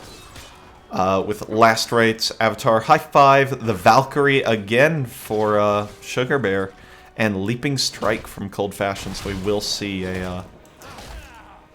that single target as opposed to the Thornwood Vine we saw last game. Yeah, especially when it pairs with the big engagement. Trying to come out on the Lazy Hydra is able to just barely burrow charge away from that. Big, actually, no, reverse engage coming out onto Sugar Bear with the power of the leap, but is going to get out of there. Another 8 seconds get channeled on this objective, with all of the R's getting pushed, as many as did get pushed, but just going to back out. Soak lanes every day. Malthael hitting that camp up really about 2 seconds, losing a little bit of efficiency from their previous camp timing, but just making sure they get these as fast as possible. Cassia's going to start the top lane, and yeah, I think level 27 is about when this objective is going to get done here. Yeah, but at least the Cavalry will be able to one-shot the core by that point. Pretty crazy. Hydra dives in to try and get Paper Wall, but the Accelerando is a bit too fast, and now Iron is going to be able, not quite, isn't going to go channel the objective. 0 seconds channeled there, as now the retreat is on. Stormbolt lands onto the Li Ming. Haiva is going to be able to teleport out. That Lurking Arm did so much, but it wasn't enough to secure Teal. Now Joshua Scott is the lowest, leaps to the well. I've never seen that before. As Match Ready is going to start the channeling process once again. Yeah, and during a lot of that, we had Tychus in the top lane. They are here now, and the power of the Odin is going to force them out. Once again, getting the secure on the channel here. But Odin, or rather Tychus being the top lane, was really what allowed Match Ready to make that engagement happen. It was a little bit sloppy, and Teal almost died, but just being up, you know, that extra 20%, 25% capacity, just really showing why you never take a team fight outnumbered unless it's going to literally lose you the game otherwise. Yeah, or you're just so good that you understand what makes a 4v5 work, but you know, you see that at like the best team in the world tier, and that's about it. So yeah, yep, and the answer to that is ult economy most of the time. Or, you know, just knowing everything your opponents are going to do. All right, no channels here, so continuing to be like any kind of antenna-based TV. There are no channels available by Lunara. Oh my god. Oh. Almost got out with a leaping strike onto Idioms, but that is going to be actually the first kill for Phoenix Rising Xanthite this game. Grace is going to get one interrupt with the throwing shade there. But with that Lunara kill, she will be back in 17. I don't know that they're actually going to be able to make a defense on this. But we do see Cassia starting to get some nice value in top lane. That is entirely too many XP globes for me to be looking at. We have Grace back on the camp, Joshua Scott back on the camp. And it looks like they might actually be able to get the recontest here. Teal taking a lot of damage. She's going to turn around onto Idioms, but is going to have to pop the Avatar to get on out of there. They are going to get the channel. They get the channel. A nice engage coming up from Sugar Bear is going to find a lot of damage. And the Stormbolt stopping Iron from finishing his heroic is going to get them killed. That is a great play there from Match Ready. They got the channel, which was taking advantage of their opportunity. But getting that kill onto Stukov is going to compromise the position and the power of this push severely. So despite Phoenix Rising Xanthite getting that objective, not a whole lot can be done with it, and we'll probably return to a pretty neutral state relatively soon. Yeah, bottom lane is going to get cleared up nicely by Cold Fashion. No Nature's Calling to take it down especially quickly, however, but without anyone contesting it, you'll really only get some wall damage, but Phoenix Rising Xanthite really looking to put in a lot of pressure in the mid lane. We do have the high five coming out to get Teal out of dodge. They are pretty low and do get leaped upon. They don't have anything to save them. Avatar still on cooldown for 25 seconds. Another very powerful kill. The extra 30% damage coming out. And a huge orb is going to find another kill, this time on the Cassia, immediately coming out of that cocoon.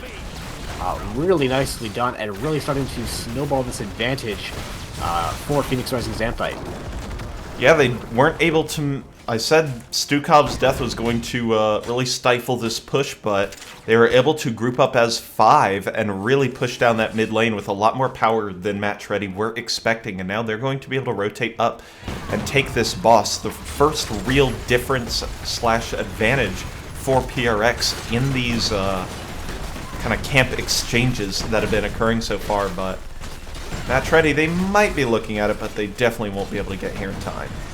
Yeah, really smart on Adium's, Iron, and Hiva to actually rotate out of vision. Huge stun into stun. Nice Unstoppable is going to come out. Actually stops the leap from getting the stun, but is still going to find a double kill onto Melthael and Cassia. They do get a counter kill onto the Li Ming, and that is a lot of their potential damage. And without the leap engaged, it's going to be a little bit harder for them to find additional kills, especially with these incredible high fives coming out from Paper Wall. But that boss and the one hero advantage likely going to find this top fort, though they rotate the Sonya out to get that mid XP, so they're not going to be pushing with this boss anymore. So I don't think they will actually get this fort any longer.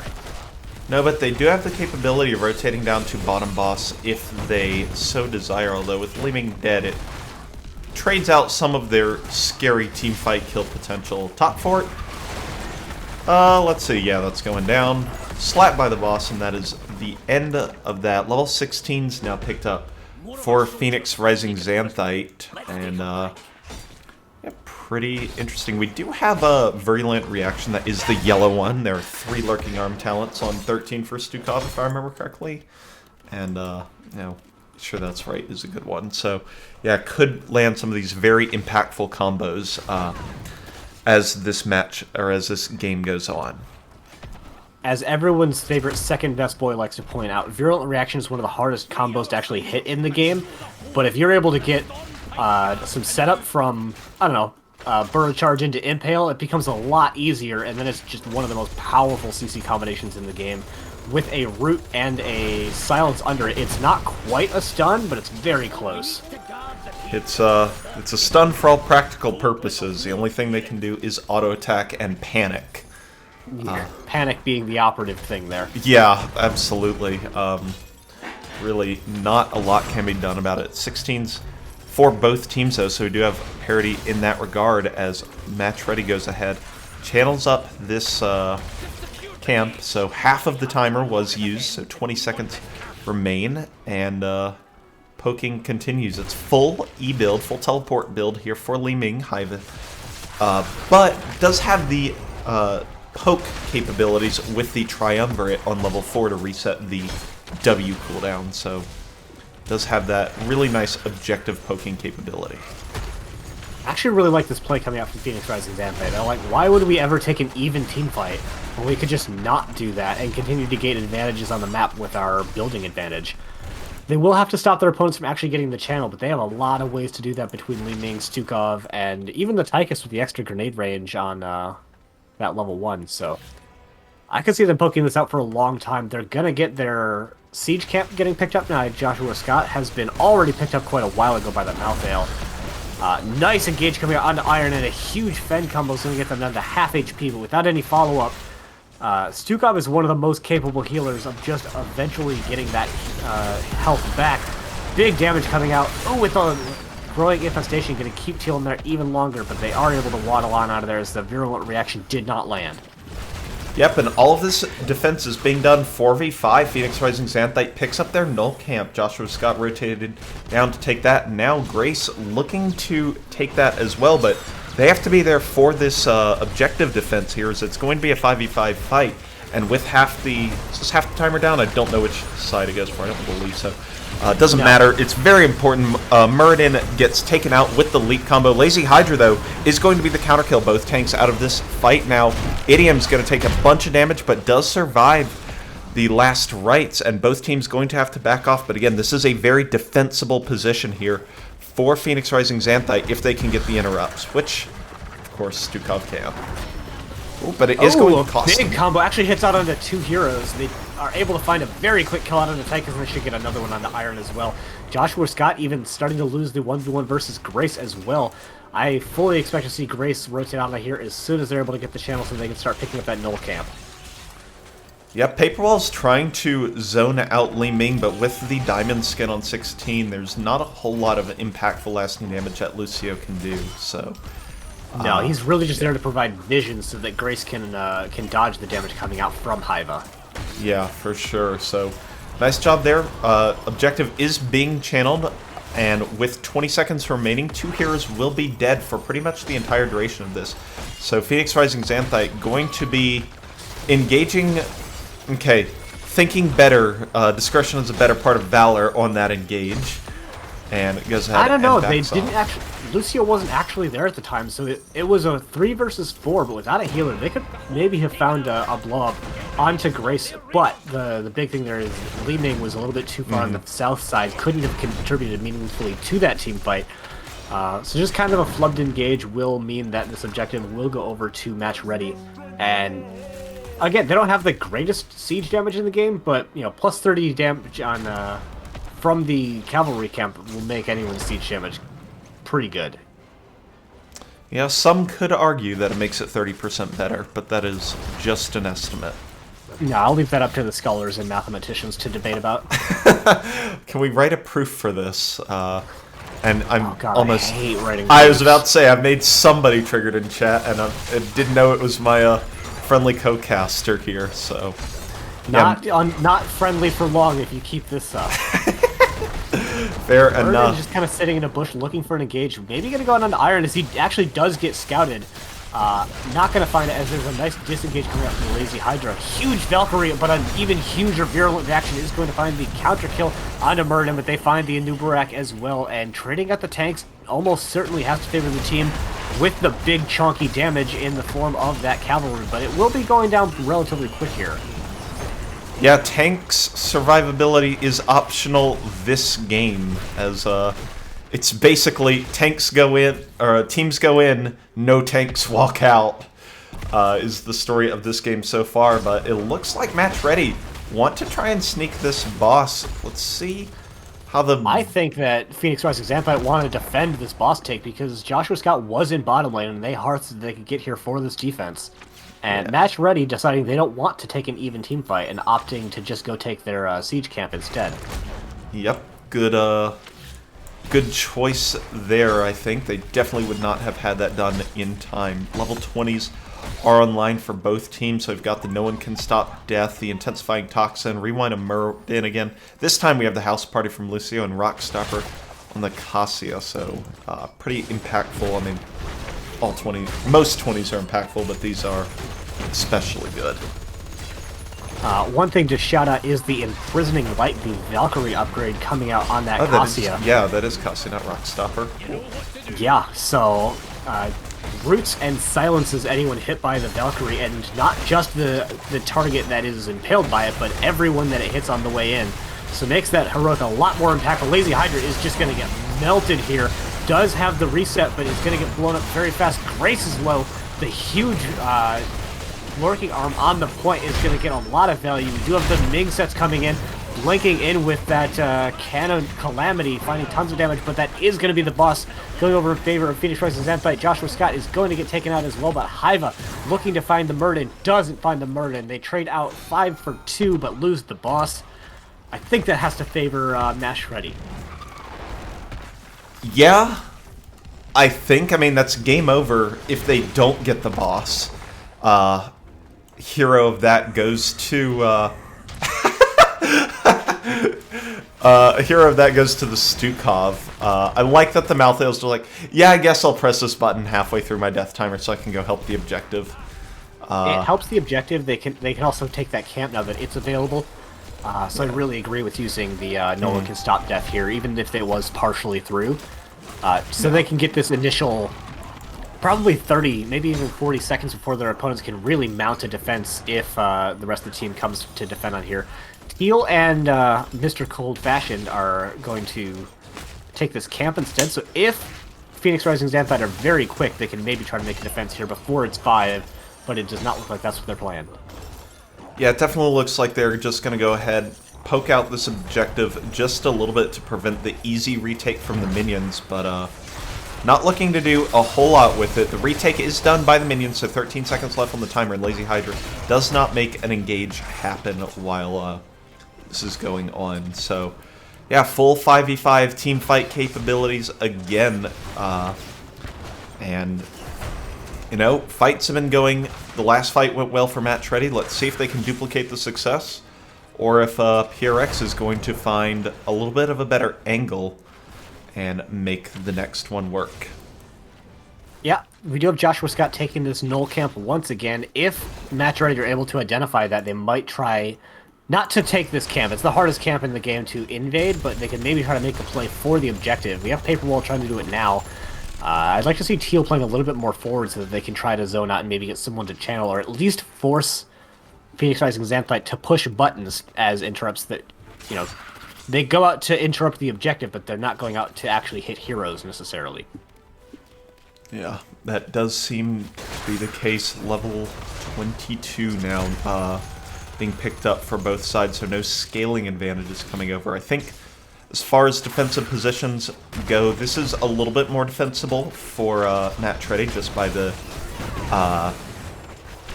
asymmetric design of this map as far as one objective phase is concerned. Idioms goes ahead and gets the channel started for Phoenix Rising Xanthite, so they're going to be able to start ticking down that timer, although with the full retreat on, not too much to be gained, 11 seconds off the timer.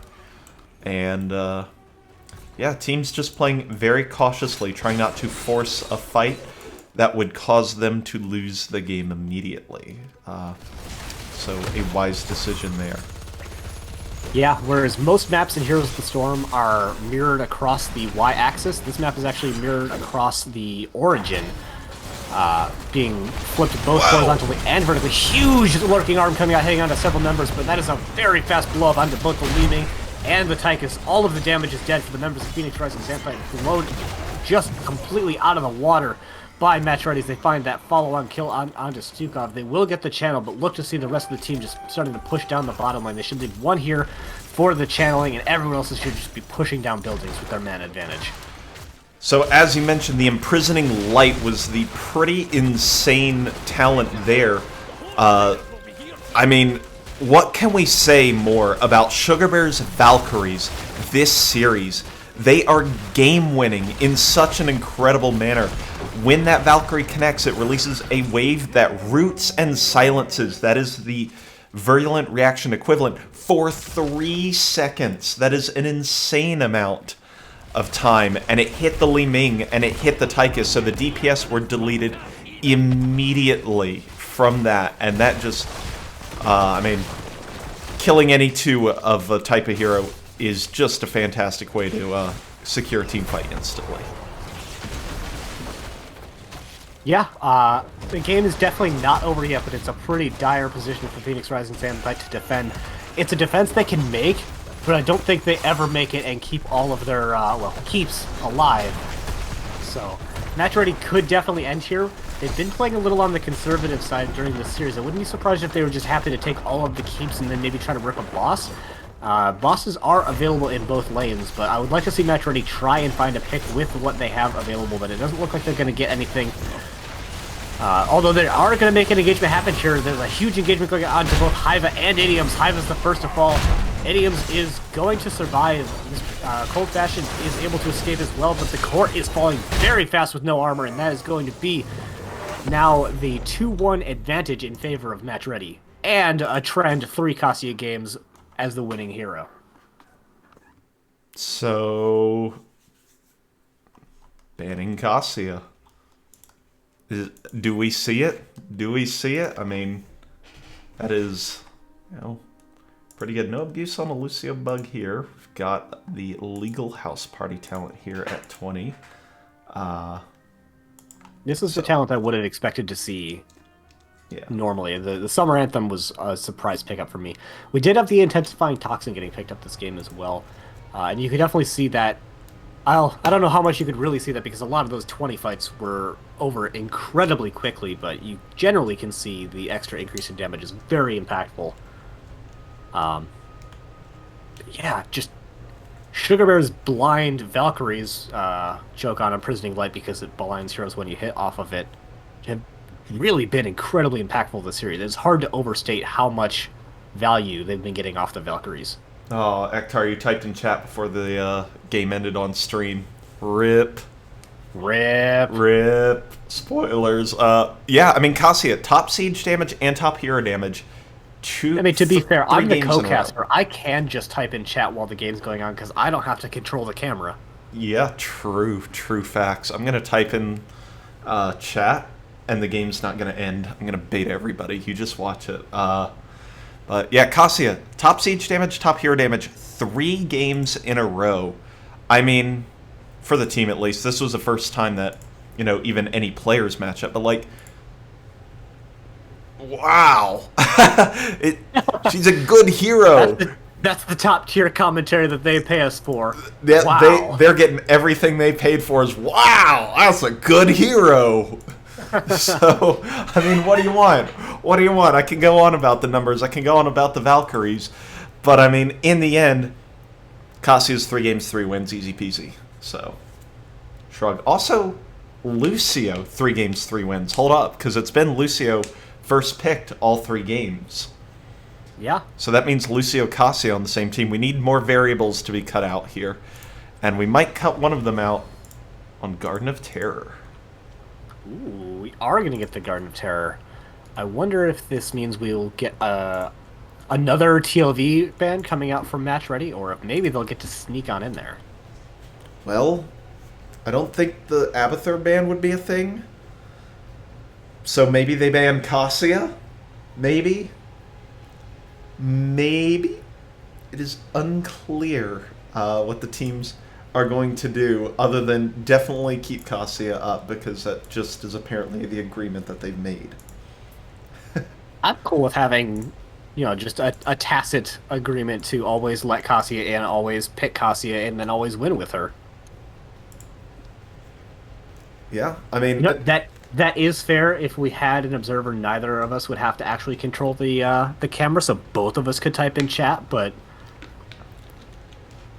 I don't know, I would feel weird slightly leashing myself to somebody else's camera. It would mean that I'll always be talking about the right thing, but I like looking around the map. I like controlling my own vision, even if it's not what's going to be shown on stream.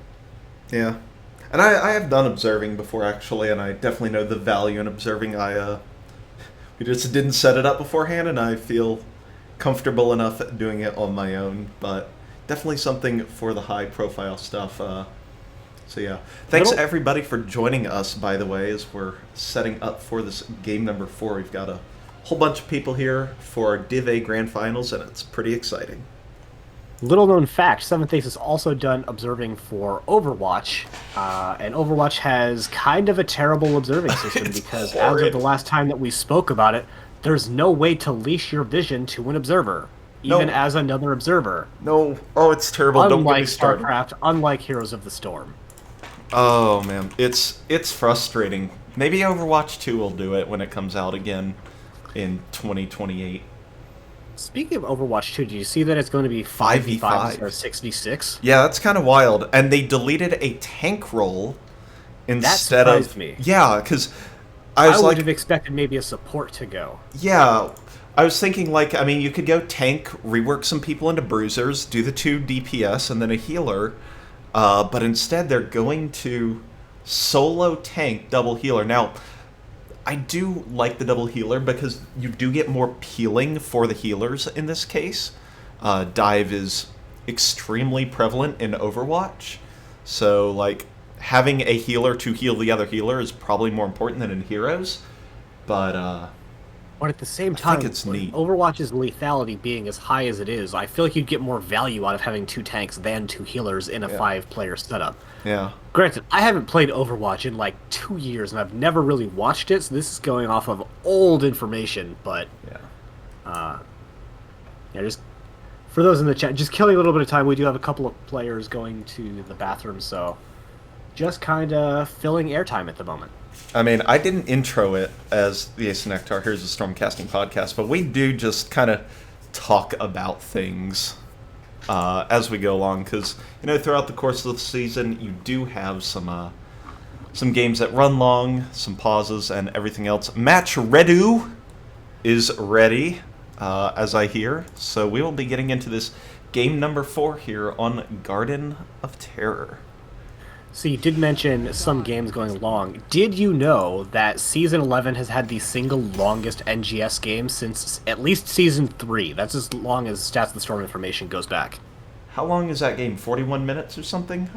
40 minutes and 19 seconds. Puke. Yeah, I would not be wanting to play in that game, personally. Oh. At least they didn't play long enough to hit the XP overflow values. Yeah, that's something wild. I mean, that's just an insane amount of game length there. It was Infernal Shrines, too. I can believe that. That or Tomb. One of those two. So, Yeah, the objectives are a little bit weaker on that map, I guess, so maybe that could be part of how you get a map that long. Yeah, for sure. So far, same bands, question mark. Frankie Hero suggesting they're going single tank because no one actually wants to play That the is tank true. role in That is Overwatch. true. If you think you have a tank problem in Heroes, you have a bigger tank problem in Overwatch. I don't know, Arisa was so fun to me, though. Says I was nobody. bad with her. I was bad with her, but she was fun. You may be the only person who shares that opinion, because a lot of people call Orisa M1 snooze. But that is true that tank players are desperately needed in the game, because it's been developed in a way where, imagine, like, we've all played tank in Heroes, where you have the game where you go in and you explode instantly every time, especially on like Diablo or somebody. No Cassia ban. No Lucia ban. That's what it's like all the time in Overwatch, because lethality is so high, and unless your healers just like pocket you all the time, that's what happens. Speaking of healers, first pick Lucio. We are in the Beats meta now. We sure are. Oh my goodness, we don't have Cassia getting picked up immediately, which means I fully expect to see it getting picked up here, and congratulations, we've got a Game 5. Wait, hold on. Hold on, we have to see the pickup. I mean... Hold. Wait for it. We do actually have Orphea getting picked up for the first time, which is the most classic pickup coming from Match Ready. Ace, I heard that inhale. I know how excited you are to see Maiev.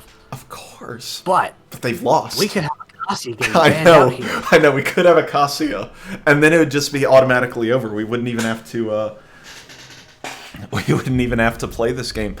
But I believe this is a pick deny for Phoenix Rising Xanthite. I think this is a flex pick they were planning to do, Cassia or something like that. But the Orphea and the Maiev have been linked very closely through Match Ready season. And Hiva's got 99 games of Maiev in just Storm League, so this is definitely not. It's not a hero just that they're uncomfortable on. Correct. We do correct, have the Cassia getting banned out. That is the correct ban. Well done, idioms, for pressing the ban Cassia button. You have a chance remaining in this game now. Yeah, for sure. Yeah, I was looking through, both of these teams actually play Maiev, which makes me very, very happy. But I think it is as much of a pick as a deny. So, yeah, I mean, Match Ready knows well and good how good Orphea Maiev cage combos work, both receiving and dishing it out. Smile. But White Mane as the healer, and a Nubrak, actually one of the better anti-Maiev tanks in the game, exists. So, really going to be that little pair has made it a lot tougher for Hiva to do what they want. Tyrael Chromie. This is a deviation, and Garden of Terror Chromie. Do I like it? I think I like it. I think I do, because you can poke objectives so long and then off-soak, but also... I don't know. I'm interested. So I think that the White Mane pickup has to be an anti-Maiev tech. Assuming that the Maiev is going to go in, do Maiev things, and put people in a cage. White Mane, as long as you can get that devotion out onto the engaged target, pop the... I can't remember her heroic ability. Pop her big Searing healing Light? AoE No, button. that's Aria 1. Yeah. No. Consecrated? Divine Reckoning? Divine Reckoning sounds right. Something. You know, pop her heroic, and assuming there are going to be other heroes in there, give just a ton of extra healing. At 13, she gets the damage reduction on her W, So it can really minimize the amount of damage that is put out by the members of Phoenix Rising. So Yeah. I Yeah. don't necessarily like the white main pick because she's white main, but I like the idea behind it. Yeah. We could have the Scarlet Aegis as well being picked up, which grants Unstoppable to everybody, so they can just walk out of Grant's jail. unstoppable at 20. No, Scarlet Aegis. Oh, you are right. It is the level 20 upgrade. That is correct. So that could be some of the tech. But let's get into this introduction here in case you just haven't heard us say it 3 times already on the left side of the map. In the blue trunks, fighting to keep this series going to a Game 5, it is Phoenix Rising Xanthite with Joshua Scott on Diva, Iron on Lucio, Lazy Hydra on the Tyrael, Hiva on the Maiev, and Idioms on the Chromie. And on the right-hand side, in the red trunks, looking to close it out here, it is match ready with Grace playing the Sonya, Sugar Bear on Greymane, Cold Fashioned on their signature, Orphea, Teal playing a Nubarak, and Paperwall is stacking it up on the thick Mama Whitemane. Wow, the Thigh Inquisitor going for stacks. I think that's a really interesting one. Back to the slam build for Sonya as she swaps sides into the other team. Maiev, no surprise, onto the Naisha's Memento at level 1, pretty much mandatory for this kind of map and composition. Lots of Fan and Knife resets so far, so I like what I'm seeing. I did go ahead and verify that Thymaine's heroic is called Divine Reckoning. I did as well. And personally, that's the one I expect to see here, unless they themselves are getting engaged upon a lot. But I would expect them to be playing back far enough not to be getting hit with the chains, so that they don't get pulled in and they can actually heal whoever the engaged target is. Yeah, very important there. Maiev, very, very good camp taker with the Naisha's Memento. As you see, the bouncing auto attack basically triples up her auto attack DPS. So very, very efficient at taking these camps early on. So yeah, And the only thing you have to do to reset the cooldown that is just reset a Q once. Just hit 2 heroes with the Q and you get a reset of Naisha's Memento. Doesn't have it available here, which is why I have to see Iron come in, drop a nice heal, provide a little bit of extra damage on this camp. But that's 2 very quick camps taken, as they were able to take both of the ones on the south side. This map, like the one before it, rotationally symmetrical or mirrored across the origin. Yep, 180 degree symmetry is pretty neat because it creates some kind of asymmetries in the lane.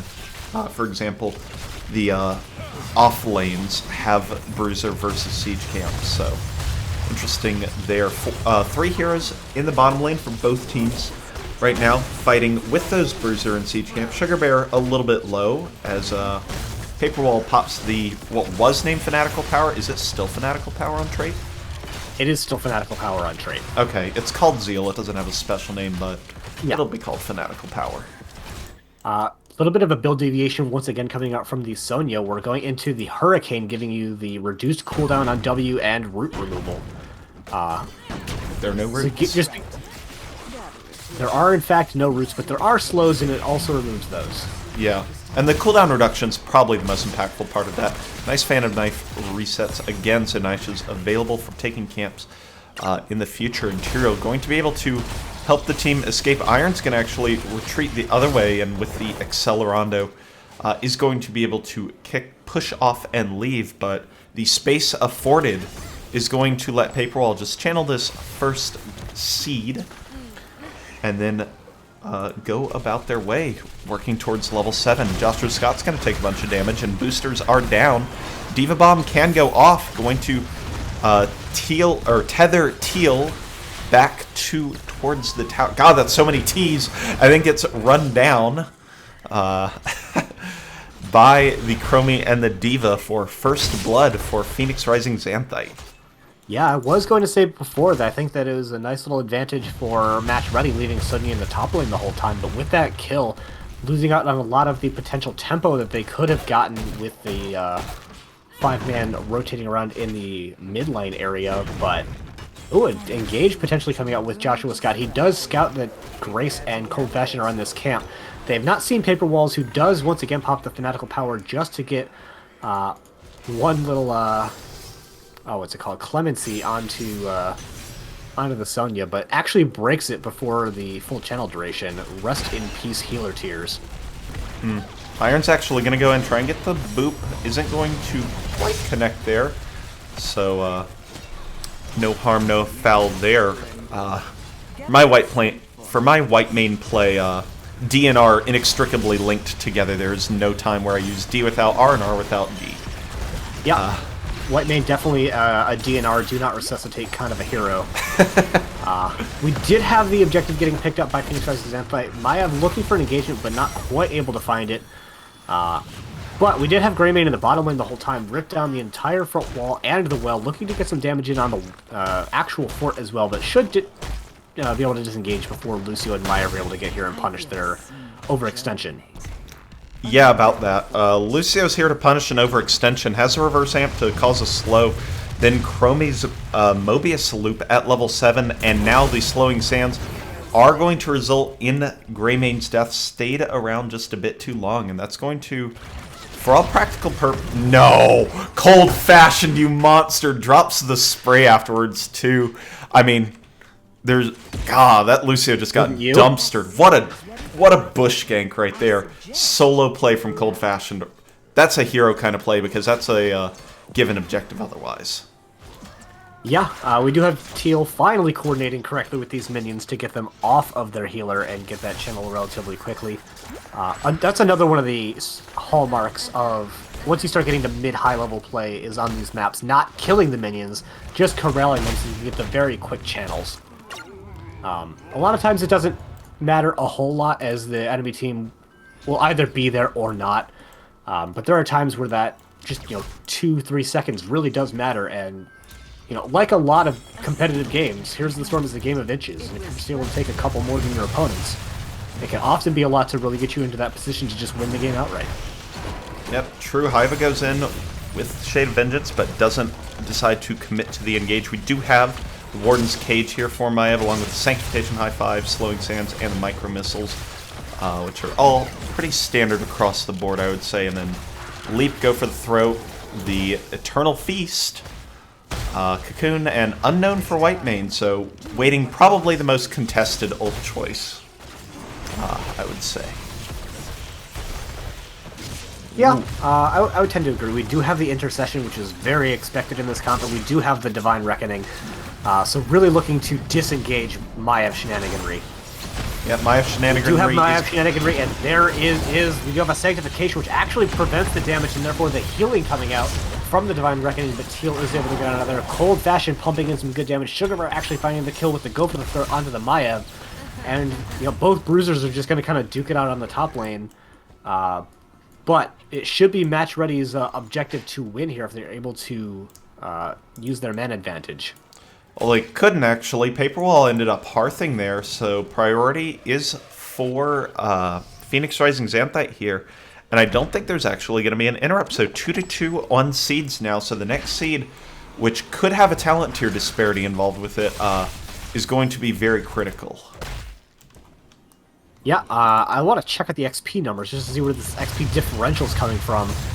3,000 of it is in just minions, and that is almost the entirety of it. A small bit in heroes, actually have a disparity in mercenaries, but really just soaking out these lanes better than their opponents is gotten them almost a full level lead. Yeah, very important as mentioned there, because level 13's again right here for Match Ready. Might not end up making the timing difference for this upcoming objective, but nonetheless, always have to play to your advantages, as now Phoenix Rising Xanthite is going to spend a little bit extra time trying to soak out that level 13. Might not be able to get quite the position they want onto this objective. Yeah, but with their opponents taking that Bruiser camp, it'll allow Phoenix Rising Xanthite to get in that position where it's easier to defend your opponents trying to push into a position most of the time than it is to just walk into a position where your opponents are already entrenched. Especially if they've got that slowing sands down, that's a huge amount of scouting and zone control coming out from that heroic.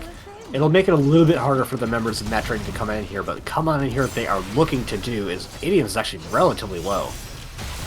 Yep, they don't see the Maiev. They do see the Maiev now in that bottom bush, so not going to be surprised by any kind of Shade of Vengeance from below. Maiev multiple resets now, is going to have to pop the Vault of the Wardens to go ahead and dodge some damage, but yeah, watching the... I mean, the Maiev is the main engage condition here for Phoenix Rising Xanthite, as Tyrael has not opted for the Judgment. So that is really when the fight begins, unless of course, Match Ready goes ahead and dives, either with the Leap or the Anubarak Burrow. Phoenix Rising Xanthite have actually split Chromie out to go back and tap well. Not going to be able to find an engage condition during that time, but it meant that they had to use a bunch of different buttons to actually get the interrupts here, as Chromie is their main interrupt with these long engages. Grace is going to get engaged upon, does get the intercession, and the Cocoon comes out onto Lucio. This is Match Ready's time to try and find a team fight. They're finding some good damage, but they haven't found a kill yet, and Lucio is out. The Sanctification comes out as well. D.Va did get demech. That is not the damage that they're looking for, and huge blow-up coming out of the Sonya. Yeah, Cold Fashion now pulled back in. Hiva and Idioms are the DPS core of PRX are so low, but so are everybody for Match Ready. As a miracle, they are not all completely dead. They do have to lick their wounds and lose 2 during this objective phase, or to start this objective phase, but that could have been a lot worse, I think. Yeah. For which team, though? It could have been a lot worse Ready? for Match Ready. I mean, they could have lost 2 more heroes. But, I mean, also they could... Hello. Subtitles. They could have also just lost their DPS core, so nice job on the Chromie and the Maiev staying alive through the whole thing, so... Yeah, now bottom fort basically going to be picked up for free here as Match Ready opt for defending the remainder of the 2 upper forts, and... You know, all being said, not a whole lot occurring during this phase so far. Yeah, and I don't know that, unlike a lot of maps, I don't know that there is a best lane to get damage in. Every lane has one camp that'll push into it, no matter where you are, or no matter which team you're on or anything like that. So getting the bot lane, more or less about as good as getting top lane. Probably bot and top are better than mid, just because they're farther away, and therefore harder to defend, but there's no bosses on this lane. There's no huge... game-winning condition outside of actually the Garden Terrors themselves that can really help you to further your own position. Yeah, that is definitely agree with that assessment. Now that the Garden Terror phase is over, both teams just going to go back and start doing camps because it is Garden of Terror, and you know, seems good to me. Yeah, camp meta pretty big on these large maps that have a total of 6 regular camps on them. It's the same number as Cursed Hollow, but you know, siege camps, berserk camps are way easier to take than bosses. So you tend to see camps taken very often and very quickly on this map, in between the objective phases during the landing phase. We do have an engagement coming out on the top lane. Joshua Scott does get engaged upon, actually is going to try and make a defense here, as we have all 10 heroes coming in here to try and make a defense. D.Va bombed immediately. Actually didn't even go off, it was just a small baby D.Va kill, but a massive chomp coming out from Orphea is going to find that kill out of the Maiev. Their main engage condition, like you said, so they really have to engage for Phoenix Rising Xanthite, as they really don't have any way to try and force a team fight right now. God, that was such a good tether into cage as well. I mean, all 5 members of Match Ready were just stuck in the middle of it. But as you mentioned, Cold Fashion able to get the chomp and reduce Maiev's damage to 0 by you know, killing her. But Chromie good unable mythical to do spear that. coming out to save Grace in the top lane. Yeah, that was a pretty good opportunity for Phoenix Rising Xanthite to try and make something happen. And I think something very interesting about both these teams is how they try and make single picks happen. Even when down 4v5, they're trying to find a 4v1 and make it happen, which I think has been that's a sign of a strong team trying to find their advantages where they can get them. But nonetheless, Match Ready defends that nice, or doesn't get ganked nicely, and now it's their turn to try and make something happen with this Garden Terror phase. Yeah, that's a really important thing that I think that you said. You might have only 4 heroes on the map versus your opponent's 5, but if only 1 or 2 of your opponent's heroes are actually involved in a team fight, that doesn't matter so much. That's why you see them trying to find these picks, even when they're down overall in heroes.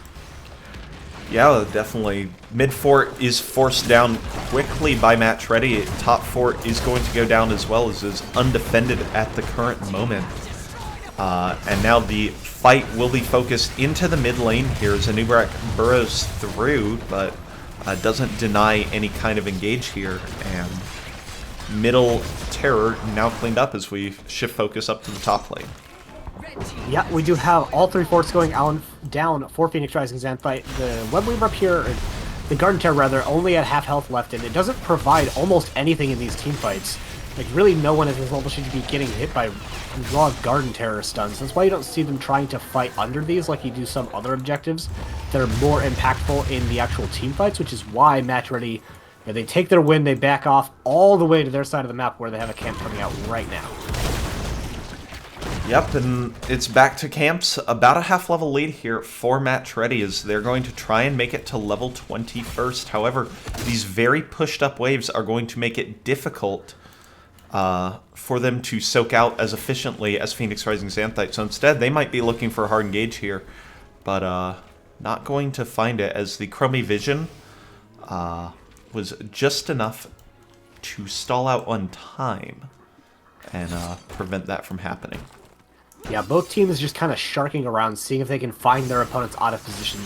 They don't want to force a pick, but if they find a pick, they'll happily take it. But at the same time, both teams are playing well enough defensively that they're not overextending. They're not taking those ill-advised rotations that just bring you to the wrong side of the map. But with the rotational advantage that Match Ready have, they're looking to maybe invade on their opponent's camp. They do start it, but Phoenix Rising Xanthite is hot on their heels, and we could definitely see another fight going out over this camp. Yep, Joshua Scott goes ahead and boosters in, drops the Diva Bomb immediately. Tyrael is wrapped, and the Eternal Feast was placed as well. So 2 ults used by Match Ready, 0 ults used by Phoenix Rising Xanthite, although the Diva Bomb is, for all intents and purposes, an ult in terms of the value it provides with the ability to give Diva a second health bar.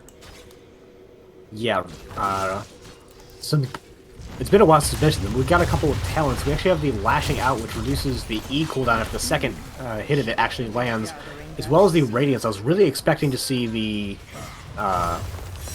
2 Subjugation talents getting picked up to reduce that damage on the Mayav engages, but opting not to go for that instead. Speaking of not going for things, Match Ready not even attempting to poke this objective out, really just looking to hit 20, even though their opponents will be hitting 20 more or less the same time. But instead looking to just clear the minion waves and try to keep their lanes pushed out as far as they can. Yeah, both teams just kind of playing for that level 20, and Chromie does have her level 20 ahead of that, so I can definitely see the disengage by Match Ready being the good cause, because Piercing Sands is one heck of an upgrade for an already very powerful ability. Alright, we got the level 20s. Once again, with the Summer Anthem on the Lucio, we have Holy Arena and a Blade of Armor, which I think is the first time we're seeing this series.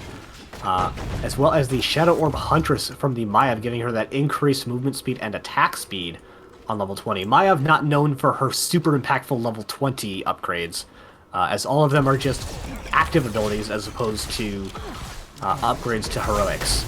Ooh, Teal walks into a bush. He is invited to the party, but no major CC is actually used, so instead just affords Phoenix Rising Xanthite some space to try and be able to channel this objective. Teal goes in with the Impale and does not reach, is instead going to dive in.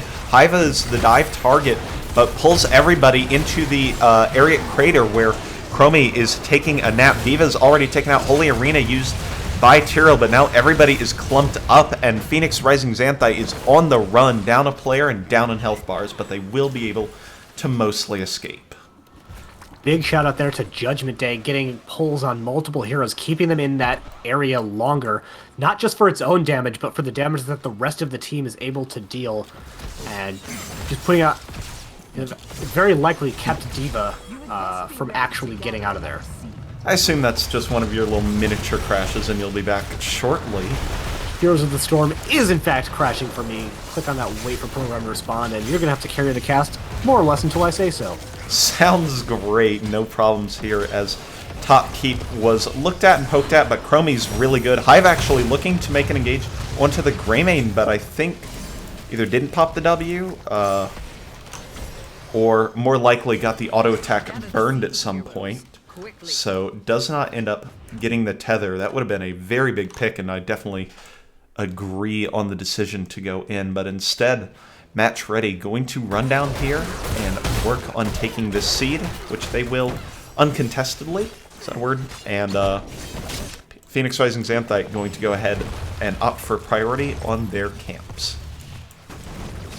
So, with level 21s online for both teams, we take a look at our position here. 2 camps picked up for PRX, 1 picked up for Match Ready, and they will almost certainly grab this other camp, Bruisers, both available soon, but the ones for Phoenix Rising Xanthite sooner, as the objective really going to be the focus of these 2 teams right here, and Phoenix Rising Xanthite going to be able to start setting up on it a little bit sooner.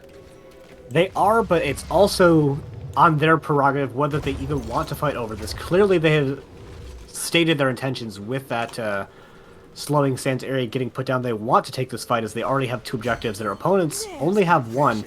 Looks like they might actually just give this. Never mind. They do decide to go and engage, but I don't know. They're actually kind of wishy-washy. They have Teal in here in position to try and make the defense here. They actually go in pretty aggressively now, but they wanted to have time to clear that siege camp in top lane first. But now that all of the minions are dead, they are looking to just find a good position. Both teams just jockeying back and forth, not letting their opponent's channel, but at the same time trying to find their own start to an engagement. Yeah, I mean, I'm getting nervous watching this because any mistake could be the last made in this series. So really tense moment here as both teams jockeying around for position. Diva locked in a cocoon. Ooh, Eric Crater from the leap misses. Maiev goes in with the cage and the tether. Sanctification goes off, and the bomb goes off, killing Orphea and Greymane instantly. Now Hiva going in with the Fan of Knife resets. Incredible play there. Nubrak taken out. Grace not going to escape as well. Iron running with the reverse amp speed boost to chase down the immobile Whitemane, and that is 5 kills for Phoenix Rising Xanthite. Ectar, we might be going to Game 5 with these Garden Terrors. Game 5 hype! They are pushed back, Garden though. Terrors, not the best at sieging, especially because they spawn all the way where your opponent's minions are. This bottom one is going to get taken out mostly by just catapults and siege giants, but the rest of the team's like, we don't need you, Garden Terror. We're just going to go in here and take this bottom keep, maybe try to end the game off of it. Joshua Scott taking actually quite a bit of damage. He gets demeched by just the keep and a catapult minion, but they're encore. And there's 10 seconds to leave, and Orphea comes back up, and Ace, we have ourselves a game number 5. I'm excited. I couldn't be more excited right now. Swift Retribution from Tyrael paying off in spades, allowing the auto attack DPS of Joshua Scott and Hiva to come through and move us to game number 5. So here's where I complete the prediction and spoil the ending 30 seconds of the game, right? Oh. I mean... Oh, man. You could. Once again, Lucio, first pick priority, wins games. There you go. There's So a it was a trend. Lucio, not the Cassia. I see. It could still be both. It could be both. It could be both. Oh, man. There are some PRX fans that are cheering about that one in the chat, and I agree. That was an incredible combo there. You're able to see the Maiev get the pulls into the Diva Bomb combo, and that is just so powerful. And yeah, I mean, not much more to be said there. Great job from Phoenix Rising Xanthite. When their backs were against the wall, they made it work. So nice job there. And now both teams pick your map and your draft very carefully. Gravesville, thank you for the raid. We've got a Game 5 on our hands here in our Division A Grand Finals. So Ace, I know because I can do the most basics of maths. There are 2 maps remaining that could be chosen. Dang it, idioms. I was going to ask what Ace thought we were going to have for the last match, but you posted the lobby link too fast. You know what? If you gave me an option between Volskaya and Braxis, I would have said Volskaya just on popularity alone. On popularity alone is totally fair. if Match Ready had a had map choice for some reason, I think they might actually opt to go with Braxis, just because it is more fighting, and that is the thing that they're very, very good at. That is true. That is Not that their very macro is true. bad by any means, but they win games off of the back of the fights that they win, which, to be fair, that's most of the time in Heroes of the Storm. But I think it's slightly more their shtick than anything else. Yep, absolutely. By the way, everybody, make sure stay hydrated. Get up, take a bit of a stretch while we wait in between these games. Series has already been going on for 2 hours and 20 minutes, and the casters also like to get up and move around just a little bit. So I'll stick right here, but go ahead and move around, get some water just a little bit, and it seems like some of the members of PRX are doing the same. Yep, can't argue with that decision. Got to stay hydrated, keep your brain engaged. I'm glad that this went to Game 5, and I'm glad that it's as back and forth as it is. Yeah, if there was a set, I would have said that would go to 5 games. Like, we've casted 2 best-of-5 playoff series, and they both went the distance. This is the one I would have guessed would go the distance, though. These are 2 well-matched teams. They weren't overpowering their division.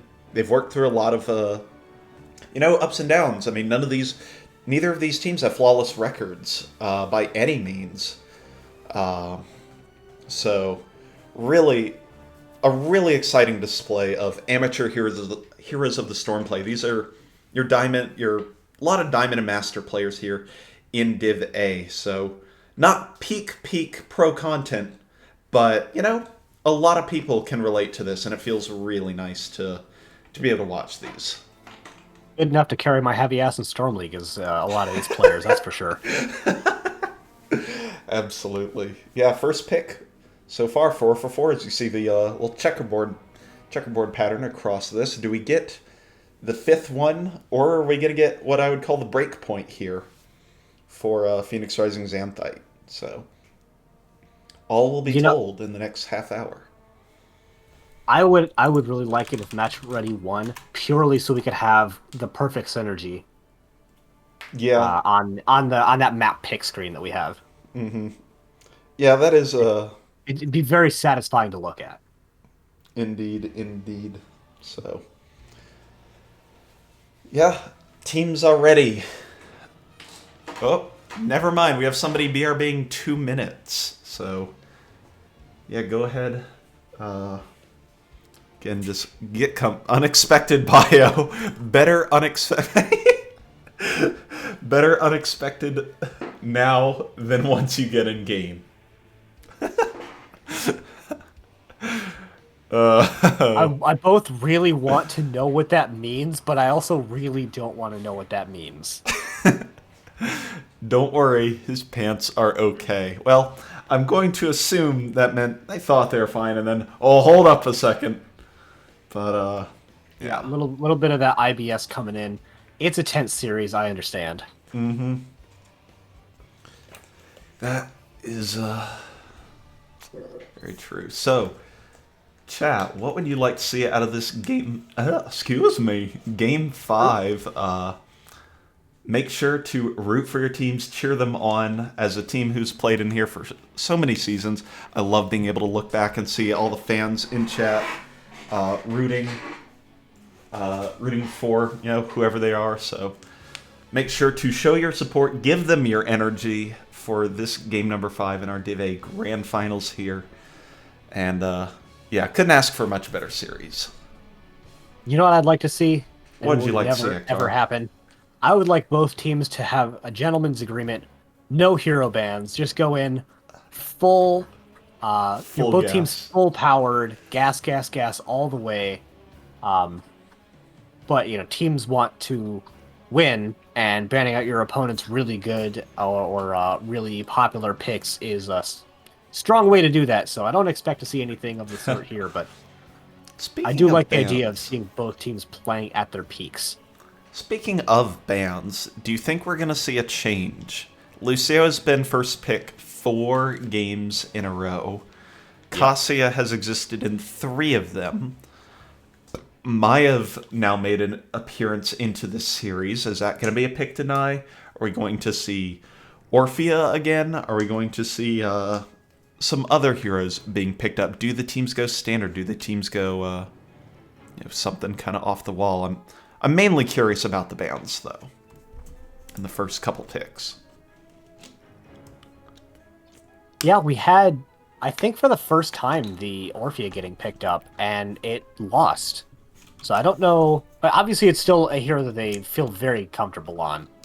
So I wouldn't read too much into that, but that is like maybe the closest to a match-ready comp as they have gotten this series with their hero comps. Obviously their preferred tanks getting banned out, but it says something that their preferred damage-dealing mage got let through, and they lost. So maybe they don't want to pick that up in this game number 5. However, I think Orphea is actually much stronger on this map than the previous one, so...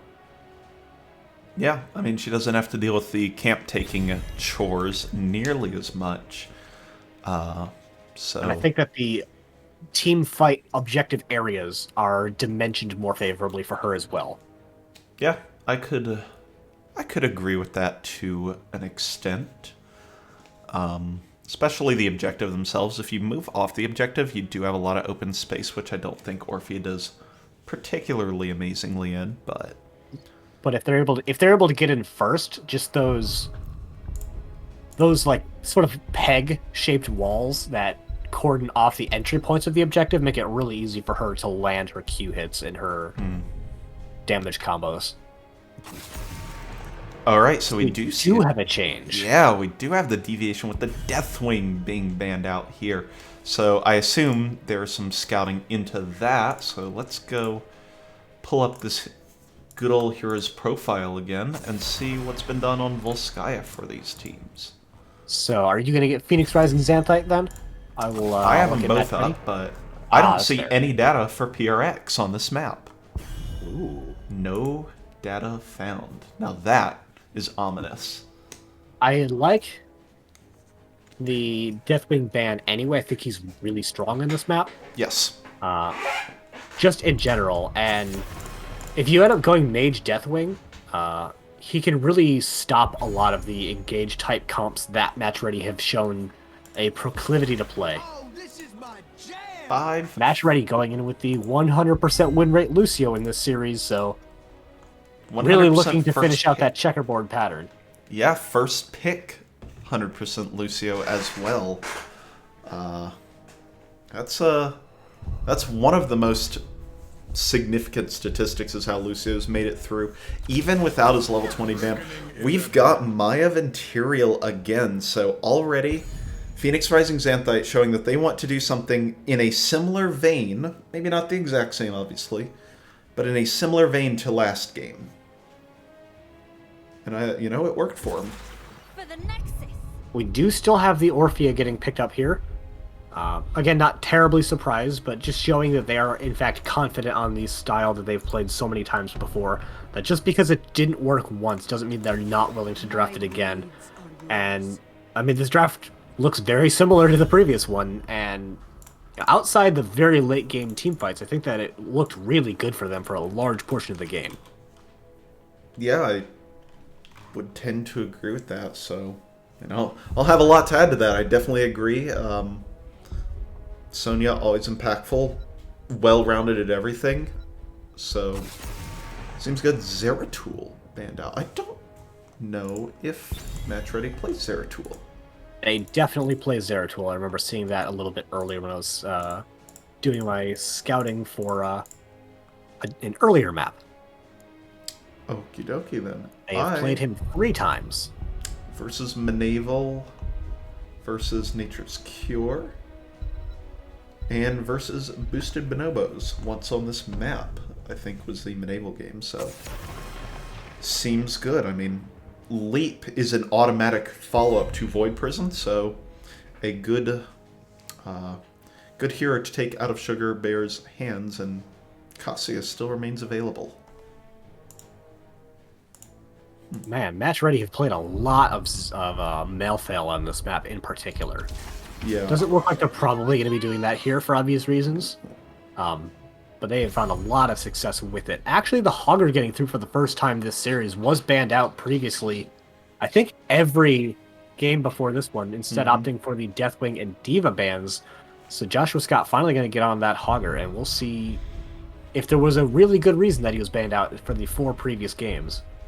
Yeah, a lot of people have speculated that Hogger took a significant amount of nerfs in the most recent patch, and that his PV is not nearly as good. My goodness, we got a fast White Mane again. So White Mane putting on a strong show here at the latter half of the series. But yeah, Hogger, we'll have to see how the nerfs affect him. So, ooh, these are drafts, though. I mean, they sure are. They sure are, Ectar. But look, Muradin, Cassia, Lucio. Those have been staples of Match Ready's plans, game 1 and 3. Common features, they won those games. So, they sure have. I mean, Hogger has taken about a 4% drop in win rate between the last patch and this one. Granted, we've only been on this patch for, 4 days? But that's still pretty significant. Yeah, it definitely indicates that something is most likely different, but you can't say for certain. You can't. And that is 512 Hogger games on this patch, so it's not insignificant either. Yeah.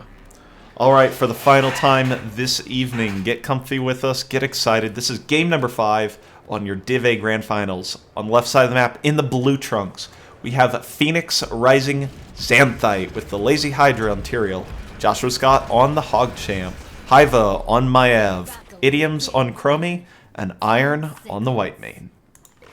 And on the right-hand side, in the red trunks, looking to prove that the statistics on Lucio and Cassia are true for this series. To close out that game number 5, they are match ready with Teal playing the Muradin, Grace is playing Sonya, Cold Fashioned on the Orpheus, Sugar Bear on the Cassia, and Paperwall on the Lucio. We got a cruel chain game. Oh, we do have Bonds of Justice stacks. I love it, and I agree with the talent choice. The Nisha's Memento not nearly as important there, but already you see Hiva going in more aggressively, trying to build up those stacks, tethering the minion, and then grabbing that extra ding, so stacking that up. At least getting the one from the early fight, as well as the Cassia Q stack and the Muradin Stormbolt stack that Teal has been stacking up oh so well throughout this series. Yeah, checking out the level 1 talents, we do have Iron going into what I consider the more standard of the level 1 talents on the Pity the Frail, giving your E cooldown reduction for your W on every hit, instead of the stacking talent like we saw in the previous game. Otherwise, I think we have pretty standard picks all across the board. We've seen Accelerando most of the time. It is neither the highest win rate nor the most popular talent. Those going to smooth moves and party mix respectively, but it has been, I believe, every Lucio talent pick level 1 this series. I believe you are correct. Yep, while Hogger is camping it up in the top, or in the upper portion of the map, Hiva and Grace doing a ceremonial mount dance here in the bottom lane as they freeze the lane. And Teal going to take a little bit of bonus damage due to the armor cut on Time Trap that Idioms has opted into. Yeah, we did have a little bit of sort of posturing around the heel camp, but neither Idioms nor Iron really looking to make it into a serious engage because there were too many match ready members around, just kind of forcing their opponents to respect that they could take it, but weren't really ever going to commit to it unless they found some really significant advantage somewhere. Yeah, definitely the way that things do be. So, first objective, coming out fairly uneventfully so far, as the siege camps are going to be taken out here in the top. Again, that sledgehammer from Muradin on level 4, really effective at the PvE action, just slamming these siege camps and letting him take them out quite quickly. Speaking of slamming, we do have the return of Slam on 1 and 4 coming out from Grace this time, not opting for the Whirlwind, as there are, I would say, even fewer slows annual roots coming out from Phoenix Rising Xanthite this time, although Chromie is a big exception to that. Hiva looking to try and get a stack on Paper Wall, and Teal not going to find it after that Stormbolt engage. We do have the early channel going over to Phoenix Rising Xanthite, but this is an opportunity for Match Ready to try and take this heal camp, though it is going to be contested, it looks like. Yep, good use of the Time Walker's Pursuit to be able to make that happen. Now Maiev coming in after, not after the button's been taken. Tyrael is able to get onto point. Teal forced out at sub 500 health, but the Lazy Hydra takes too much damage in the off lane. Not able to arrive in time for either team, so Match Ready actually goes ahead and grabs the heal camp, and doesn't even have to give up a whole lot of positioning on this objective either, as they've only given up 27% so far. They didn't give a lot of objective, but they did give up a turret, so they are going to be... They did trade an item for item. Of course, the heal camp is the better of the two items, but they didn't get away from it without trading anything for it. Yeah, very good observation there, although they will be able to recover their turret-based losses here if they choose to, which it seems like they do. But again, Phoenix Rising Xanthite also able to take this quite quickly with the Hogger, whose PvE damage was significantly nerfed, but still remains quite strong. Although the invade seems to be coming out here from Match Ready. I like this a lot because I saw Tyrael still on the point. Only Joshua Scott was here, and Hoggers often will end up using that E, which is their only escape to take this using the siege damage on it. So he is going to fall. Iron is going to get booped back by Paper Wall and is going to fall as well.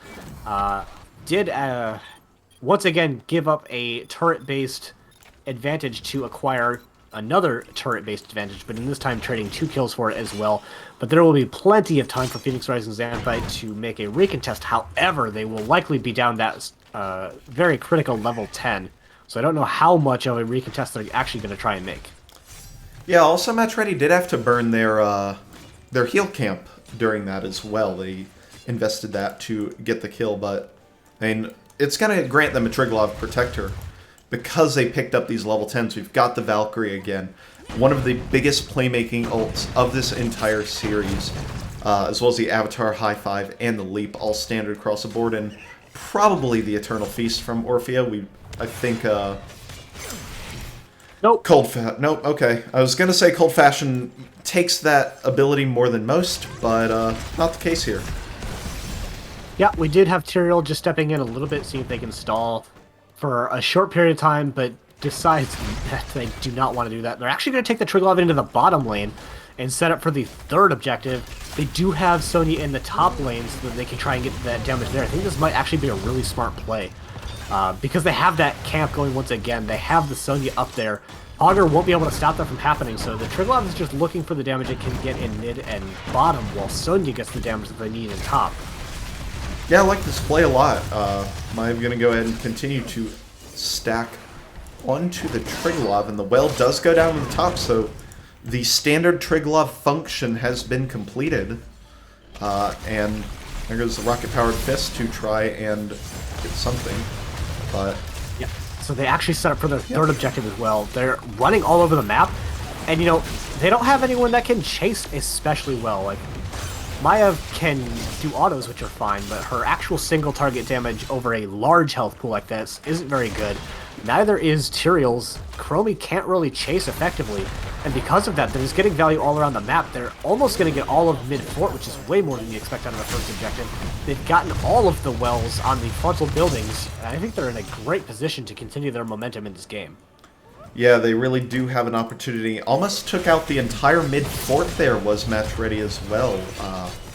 So they really could have taken a big advantage, and instead do not get that. Also, Hiva went in for the engage, but dropped the auto attack before popping the W, which the Humble Bind, which prevented the engage. But that would have been a pretty sweet engage to find. So, speaking of taking advantages, though, Phoenix Rising Xanthite had no position on the map other than that I'm pretty sure they saw their opponents heading towards their turret camp and ripped a heal camp in that time. So definitely trading up in items there, but they are, you know, I would say for the first, this is the furthest they've been behind in XP for either team, more or less this whole series. yeah, generally in a 5-game series, you will see just like one big blowout game where a team gets a 2-3 level advantage. I mean, there has been no game where a team has been out more than basically a level. These teams have been so evenly matched. I could not have asked for more for this Dive Grand Finals. But this could just be showing the comfortability on this map. You mentioned that Phoenix Rising Xanthite, no games played on this map, whereas Match Ready has played 8 in their NGS season alone. So just possibly a lot more comfortable playing this map out over the long ways, which is why we see them rotating so confidently, so aggressively invading on their opponents with the smallest advantage.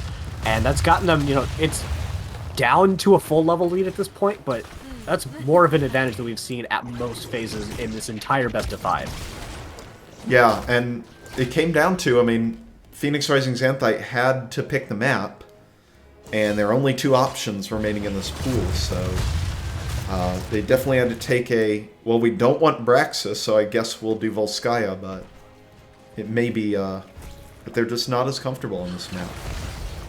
Both teams kind of sharking around in this mid-top area.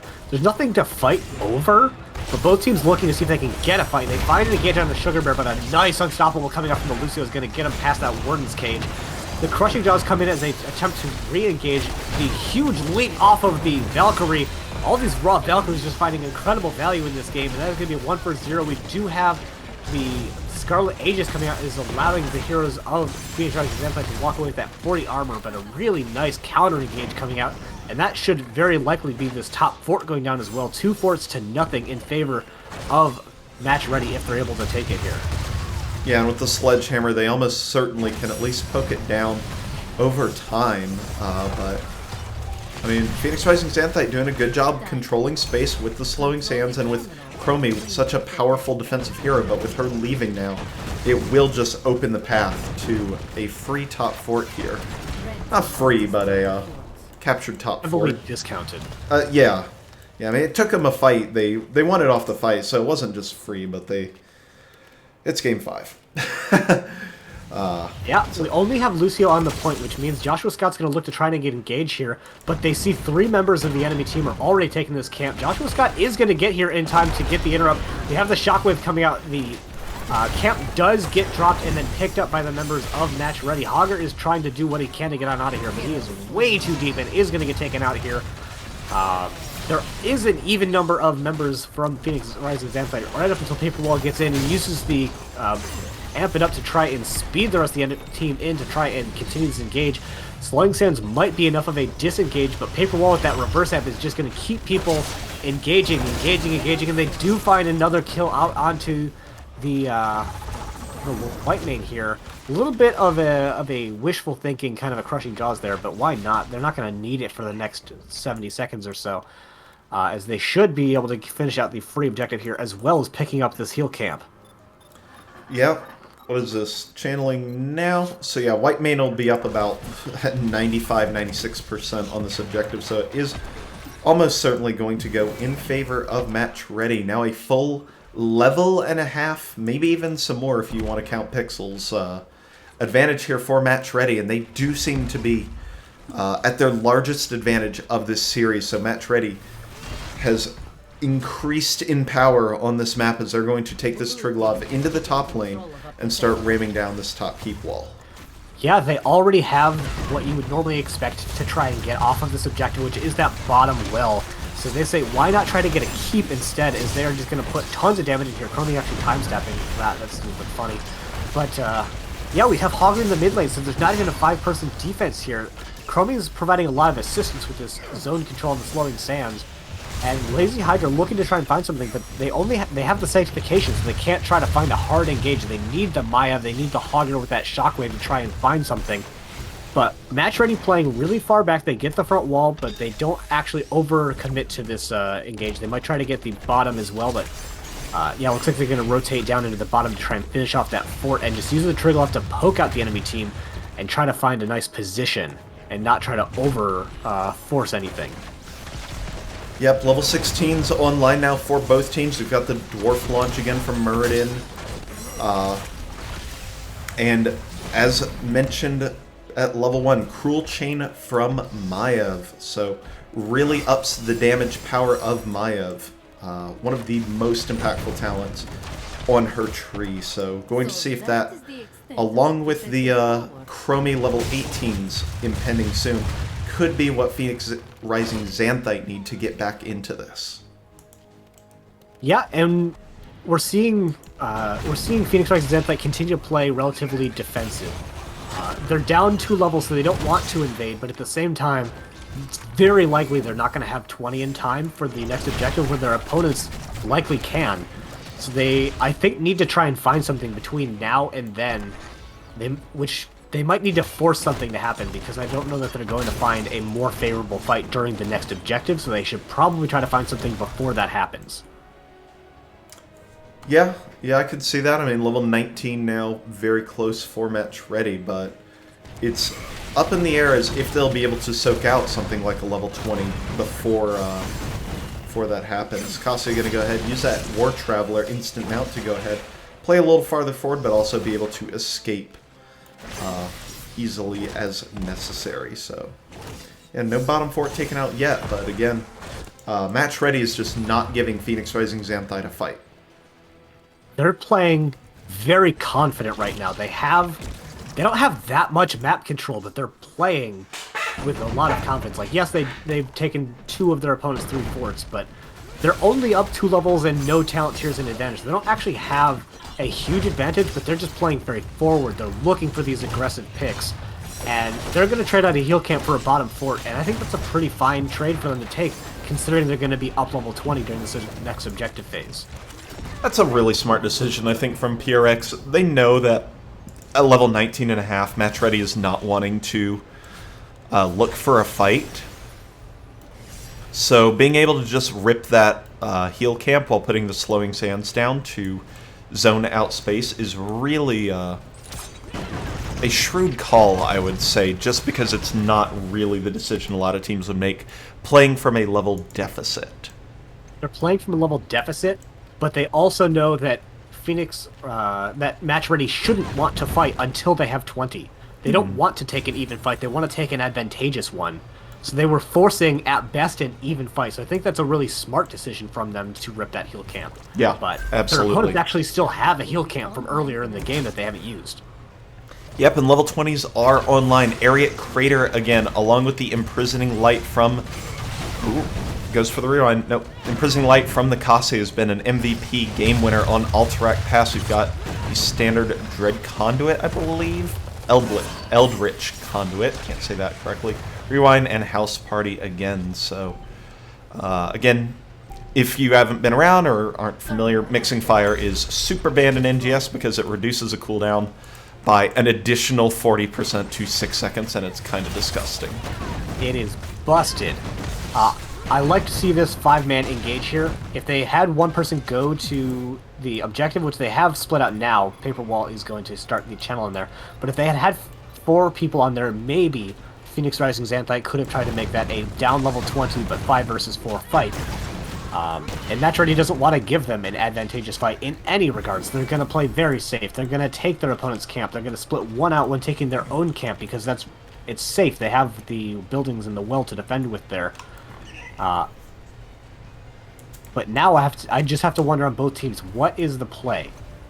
Phoenix Rising Xanthite are getting level 20. That part is obvious.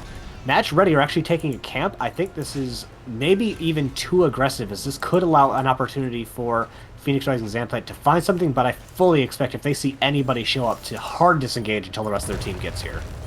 Yep, and they do have the little beeping of the objective contest to be able to know when they can, how much they can push their luck as you wish. And it's an Accelerando Lucio. The only thing that can pin him down is a blind Shockwave or a blind Tether from Mayav. So really not a lot of too punishing abilities that could come out. Yes, and I like what they did with that, with actually pushing out the lanes of their camp. It means that the longer this fight goes, the better it is for them, because they have that that continuous beat of catapult pressure every third wave. They've got the camp pushing as well. So top keep is under threat. We have Murden coming in, finding a nice engage onto Joshua Scott, but not going to find too much because he is able to hog wild on out of there. But yeah, the longer this goes, even if they aren't able to end off this, and it is an objective that often will end the game, but even if they don't find an end, they have an advantage. Valkyrie misses, but the leap does go down. Sanctification is out along with the Cade. Grace, Sugar Bear, Teal all in a really tough spot. Grace is first to go down. Sugar Bear is going to be the second to go down. These are the first kills of the game for Phoenix Rising Xanthite post 20, but they got the fight they want. Teal's going to do some trickery to try and escape. Does start regenerating health. Hiva going to try and defend that top keep, but it is in vain. That is a dead keep, but it does have to go and be responded to from the core, and now Teal, Cold Fashion, and Paper Wall trying to press the issue even more in top, but they see the Maya backed, and I don't think they can make any shenanigans occur unless they find a Stormbolt. I believe Hiva already used their E as well, so they don't have that escape option on. It is up now, and Hiva's doing a really good job trying to make something cute happen by throwing the shade out in one direction, walking in another, but they are going to get taken out. This could be one of those times where you have not a huge advantage, but trying to make an end. They actually have a disadvantage as they have 2 heroes dead, but what they're doing right now is not trying to end. They're trying to force their opponents to respect them and back. They have everyone back. Only Tyrael is pushing in the Triglav, which allows time for their Sonya to come back and allows time for the Cassia to come back so they can maybe even defend this bottom keep. They lost a fort, but who cares at this point in the game? They're not actually going to lose the keep, I don't think. So a really good, aggressive defense coming out from Match Ready. Very smart play by them. Match Ready is playing this map so well. It is kind of disgusting that I mean, Ectar, they lost a fight cleanly, and they took a keep and lost only a fort for it. Like, that's fair, and a kill. That was what they did with the camp. Yeah, crap's incredible. Here comes the Valkyrie onto the white main, and that is a dead white main. Match Ready keeps making it happen, and at least that one wasn't a raw Valkyrie. It was a good setup from the Muradin. But they found one kill. I don't think they're looking to end. They're looking to try to either find another kill or rip this keep, but they're definitely looking for another kill. If they find a second kill, they definitely go for game. But it's hard. It's going to be hard to find that into the defensive setup that Phoenix Rising Xanthite have. It's very hard to push into Chromie, Tyrael, Hogger, Maya. All of these heroes are hard to push into. So I like that they're taking the camps. I like that they're still looking for things, but I don't think they're going to find anything super aggressive. I'd like to see them just go take items. Yeah, that is what Match Ready are going to do, is they're going to run around the map and collect their favorite toys. Now that the winter event has ended here in late May, they have just run out of all the Christmas toys and need to pick up stuff around the map. Yeah, and they're going to, of course, with the mana advantage, take their opponents as well as the neutral heal camp. This will set them up very nicely for that last objective, but you know what? If they... I don't want to say they botched that engagement, but they made a hard engage onto a Tyrael with Sanctification. Yeah, you gotta find a way to bait that out, but again, when... I guess if you can force it with a Stormbolt and then don't commit a leap to it, then you can bait it out, but... I mean, Sanctification plus Warden's Cage has been a winning combo for Phoenix Rising Xanthite multiple times, especially last game. So, I mean, they just... Match Ready has been in control of this game, but they do have to be careful that the team fight of Phoenix Rising Xanthite is at max power, but again, Valkyrie's also at max power, and that's pretty good. It sure is, and this is my favorite way to see teams play Heroes of the Storm. It's not flashy, it's not showy, but it's going to be difficult for the members of Phoenix Rising Xanthite to end the game unless they get a full team wipe. So Match Ready, not going to give it to them. They're going to rotate around as 5, clear the lanes, keep pressure, and then whenever a camp comes up, they're just going to paint it red. Yeah, I mean, you can see they've got a pair of turrets and a heal camp versus nothing for PRX. So, I mean, you can have a good team fight, but that could be a disparity that creates a victory condition for Match Ready, as they're going to go ahead and slam down that bottom keep wall now, and just taking a little bit of siege damage every time Phoenix Rising Xanthite has to go respond around the map. And now the fabled 4th objective spawns on the map, and this is a game-ending objective in so many scenarios. Because they have all of their keeps and most of their forts remaining, they really can just snowball as 5, and every once in a while, someone from Phoenix Rising Xanthite has to respond to the catapult pressure, especially built up in top lane. So they're gonna have to send someone back so they don't start losing core health. The longer any team fight goes on, the better it is for match ready. Because they have all of this map pressure, so they can snowball as 5, their opponents have to split back, and that's when match ready are gonna try and strike. Phoenix Rising Xanthite have decided this is the time that they want to try and make engagement happen. They have the Mayav comes in with the Warden's Cage, but they have the big disengage coming out. The Sanctification comes down. Doesn't find as much value as it did in the previous game, but Teal is going to get blown up. Actually gets taken up by the White Mane of all people. And this is what Phoenix Rising Xanthite needed. They get 1 pick. That's enough for them to stay in the game right now. They can keep the Tyrael on point. They maybe even keep several people on point.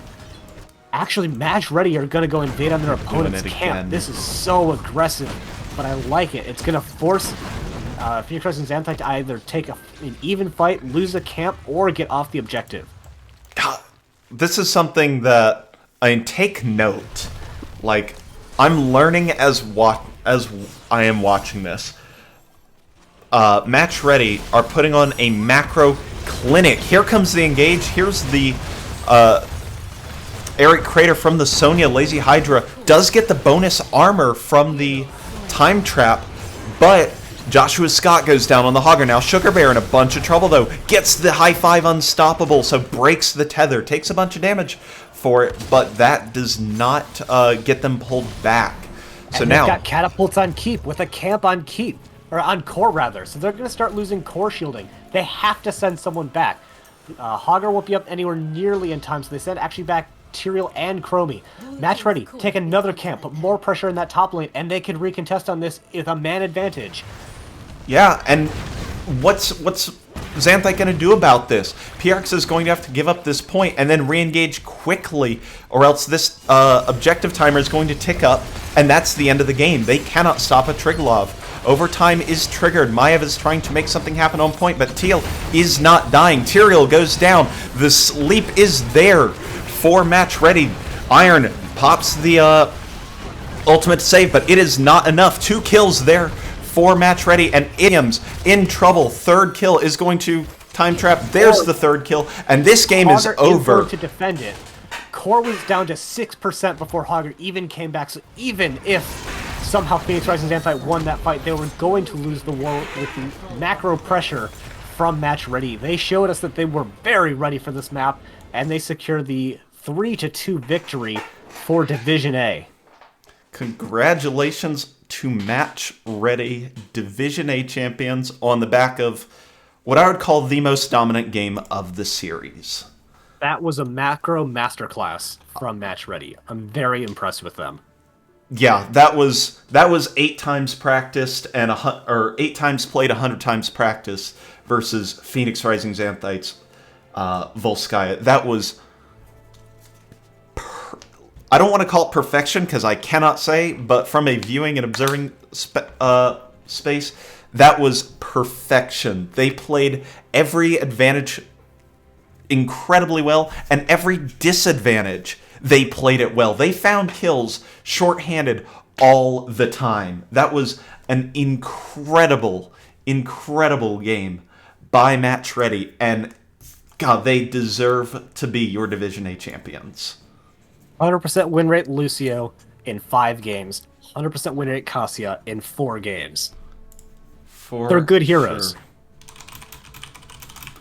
So, yeah, that was a really, really good series. All right, we've got Grace in lobby 2 ahead of us, along with, all of Match Ready. So, the expected number of people, to be fair. Yeah, headphone users, just beware. I will audio balance as soon as possible. But, yeah, let's go in and join them. I'm not even kidding. Hello. Hello, Match Ready, and congratulations on representing the West with your 3-2 victory. Yes, sir. Good, man. Yes, sir. Yes, sir. Great, great series from both teams, but especially well played to you people on Match Ready. I mean, that last game, we'll get to it, but I cannot sing enough praises about how that last game was played. But we'll get to that shortly. So, first off, any opening comments you've got? anything to mention overall about that? Anything you just have to say? If anybody's got anything, feel free to shout it out. Yeah, I we thought just- their oh, go ahead, team. I'm sorry. I thought that team plays really good, and like their team fight was pretty good as well.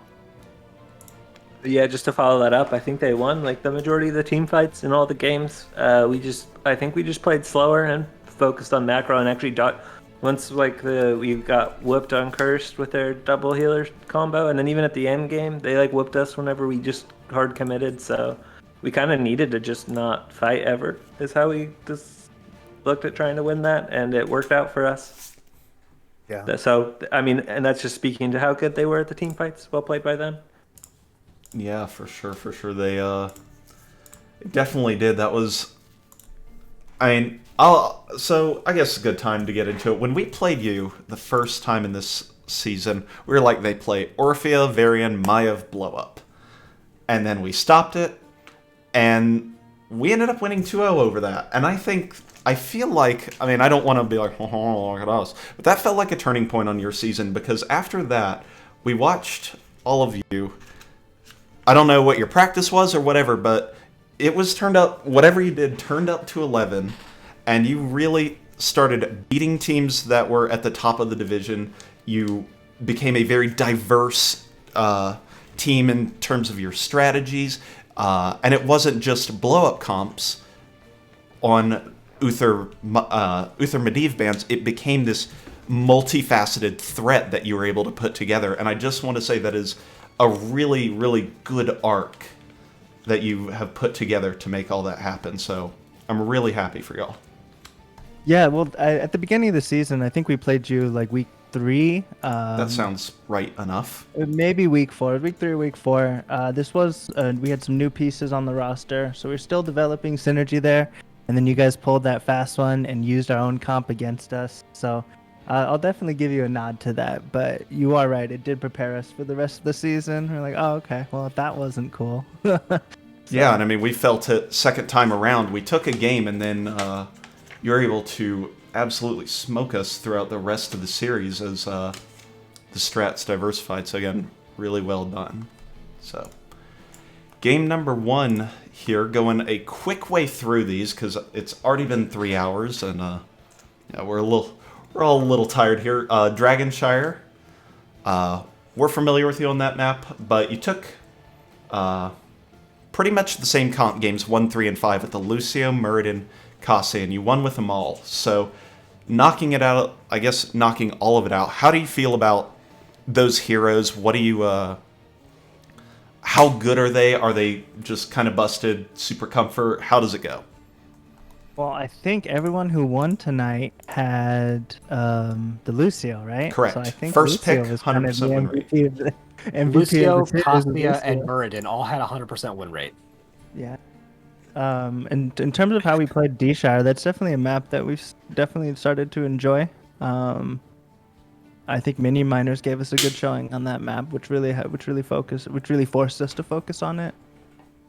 In terms of their comp there, Cole, do you have anything to comment on their comp there? Sure. I think that in the first games, adjusting 1 to the Joe ban, that's one of our. I feel like Joe's one of our strongest tanks. So to adjust to that, we had to play a little differently, because she's a great hero for setup. But ultimately, I think that the Lucio offers so much utility. We were able to also right there. I think the Muradin was. I don't think that necessarily. I think it was the Lucio, to be honest. I don't think it was the Muradin. And the Cassia, I mean, Sugar's a beast on Cassia. Like, I was so impressed by seeing like how far he's come with that hero, where like he was landing some pretty great Valkyries by himself and setting up kills like multiple games. So I was like, pretty blown away. So I do think that there is some merit there to Cassia, and definitely on Lucio for sure. Yeah. Believe us, we noticed. You can just go watch the end of game 1 and 3 called Sugar Bear, and you will be able to see the unending Valkyrie, like, how on earth. Because you landed so many unset up Valkyries that it was actually disgusting. Yeah, he was on his game grand final mindset. Like everyone was smurfing their minds out. Yeah. Hold And up. honestly, some of them weren't set up, but they kind of are, because like a lot of the heroes on the other team self-root for cast, and so I just look for that. Like that's even if you don't have a setup for CC, if you see like a Dukov E or a white main use her W when she goes like ah ha ha ha ha, you can just look for the self-rooting abilities, and then you try and do the just have it catch them on the tip, and that way like they don't have a lot of time to react, especially if they're on ping. It'll hit the majority of the time. Yeah, fair enough, fair enough. So, yeah, I mean, there were a lot of really good Valkyries through that series. Game 2 was Cursed Hollow. They pulled out the Lucio Uther composition with double healer, in quotes, double bruiser with Acacia DPS, and they ended up taking that game. I guess any comments? What could have gone differently? What'd you feel about it? They just play it really well, and that was it. Sugar, you want to take this one? Yeah. Yeah. I mean, I think exactly what I had said earlier. Wait, this is the Cursed Hollows game too, right? Yeah, Cursed Hollows game 2. Second game. Yeah, like we needed to just not fight them ever, and then it got to a point where I think we got really impatient. Like, I mean, we knew they were coming at the boss fight, but instead of just sitting still and guaranteeing we get a good engage, we got impatient and tried to give them the flank, and I mean, we kind of pushed our buttons poorly, but also they dodged our buttons well, and I think the majority of the time the double support's gonna win those fights late game, so we needed to just dodge, and they did a really good job executing, making sure we couldn't kill. Like the Uther got him out of the cocoon just right before the Cassia died, and big ult by him, and huge turn on the fight, which is kind of like the name of the game with the double support late game. If you don't execute really really well, they're gonna just win the fight, and they delivered. Yeah, the Really well played by both. The those Bulwark supports of that Light, game, the Group D Shield, came in when about 3 heroes were on 20% health. I know you had DOTs to kill. God, I want to say it was like Sonya or somebody up front, but they didn't have Sonya. It must have been like Malthael or something. Regardless, you had DOTs to kill, and the Bulwark of Light, by the time it expired, you had 3 people dead, and I was just like, wow, that was a fight-turning ultimate there, and really game-turning ultimate, so yeah, absolutely. So... Yeah, but both those supports, Lucio also had a couple of fight-turning ults. Like they both really played good, really, really yeah. well. Yeah. Shout out to Lucio them. with the sound barrier. It was clutch. Yeah, absolutely. I mean, both of Lucio's ultimates are insane, but determining which insane ultimate to take, not necessarily the easiest thing to do, but Sound Barrier definitely came through well for them, especially with the Bossa Nova at 20 to reduce the cooldown of it. So, If I'm not mistaken, Match Ready, you were 3 for 3 on taking High Five, and Phoenix Rise and Xanthite were 2 for 2 taking the beat drop. Just an interesting disparity between stylistic choices there. I thought they took High both Five won. Game 4 on Garden. I'm not sure, though. I don't remember explicitly, but I feel like it was 2 beat drop games by them. Yeah, It it's was- just more okay, like cool. the other team has so much CC, so we needed the high five to escape. Like Sonya Leap, Mayev pool, all that. Yeah, they definitely Yeah, had it. They were able to end on that Garden game because they had the Tyrael shields, and they had when they were pushing like bottom keep there to get to our core. So I definitely remember that going down. Like Yeah. the beat Yeah, drops. yeah. Yep. So, true enough. So game 3, it's on Alterac Pass. You get the Lucio Muradin Cassia core again, and then you stick on a Lunara and a Malthael. So I know, Grace, you play a ton of Malthael. It's a good map. You did a fantastic job grabbing those camps. I mean, with seconds of precision as soon as they would come up, and it ended up leading to a very nice advantage for y'all in the mid lane, and just having control of that as you're able to rotate into objectives and other things faster. When someone like Joshua and Scott would go and split off to the camp. So yeah, it was solid there. Any comments on that? Because it was basically the same core of heroes, but against a different comp, like the Leeming Tychus Stukov. I don't have any comments there. Do you have anything to add there, Paper? Do you have any thoughts on Alterac Pass? I think we timed it really well the camps and even the top boss. I think it was we had some really good fights there, I think and I was gonna say I yeah, think Lunara offers like, you know, it gives me a chance to like solo lane on a especially like on a big 3-lane map. So I think that flexing into that and you know having an invulnerable you know self cleanse against like a noob and Sonya Leap, like it was just a better call than like my usual mages. And plus Orfeo was banned. They did take Li Ming, and those are my two, you know, comfort picks. And I felt like that was the best way to go to be able to live through those engages for like I don't know. I think it was the best choice. Sounds good to me.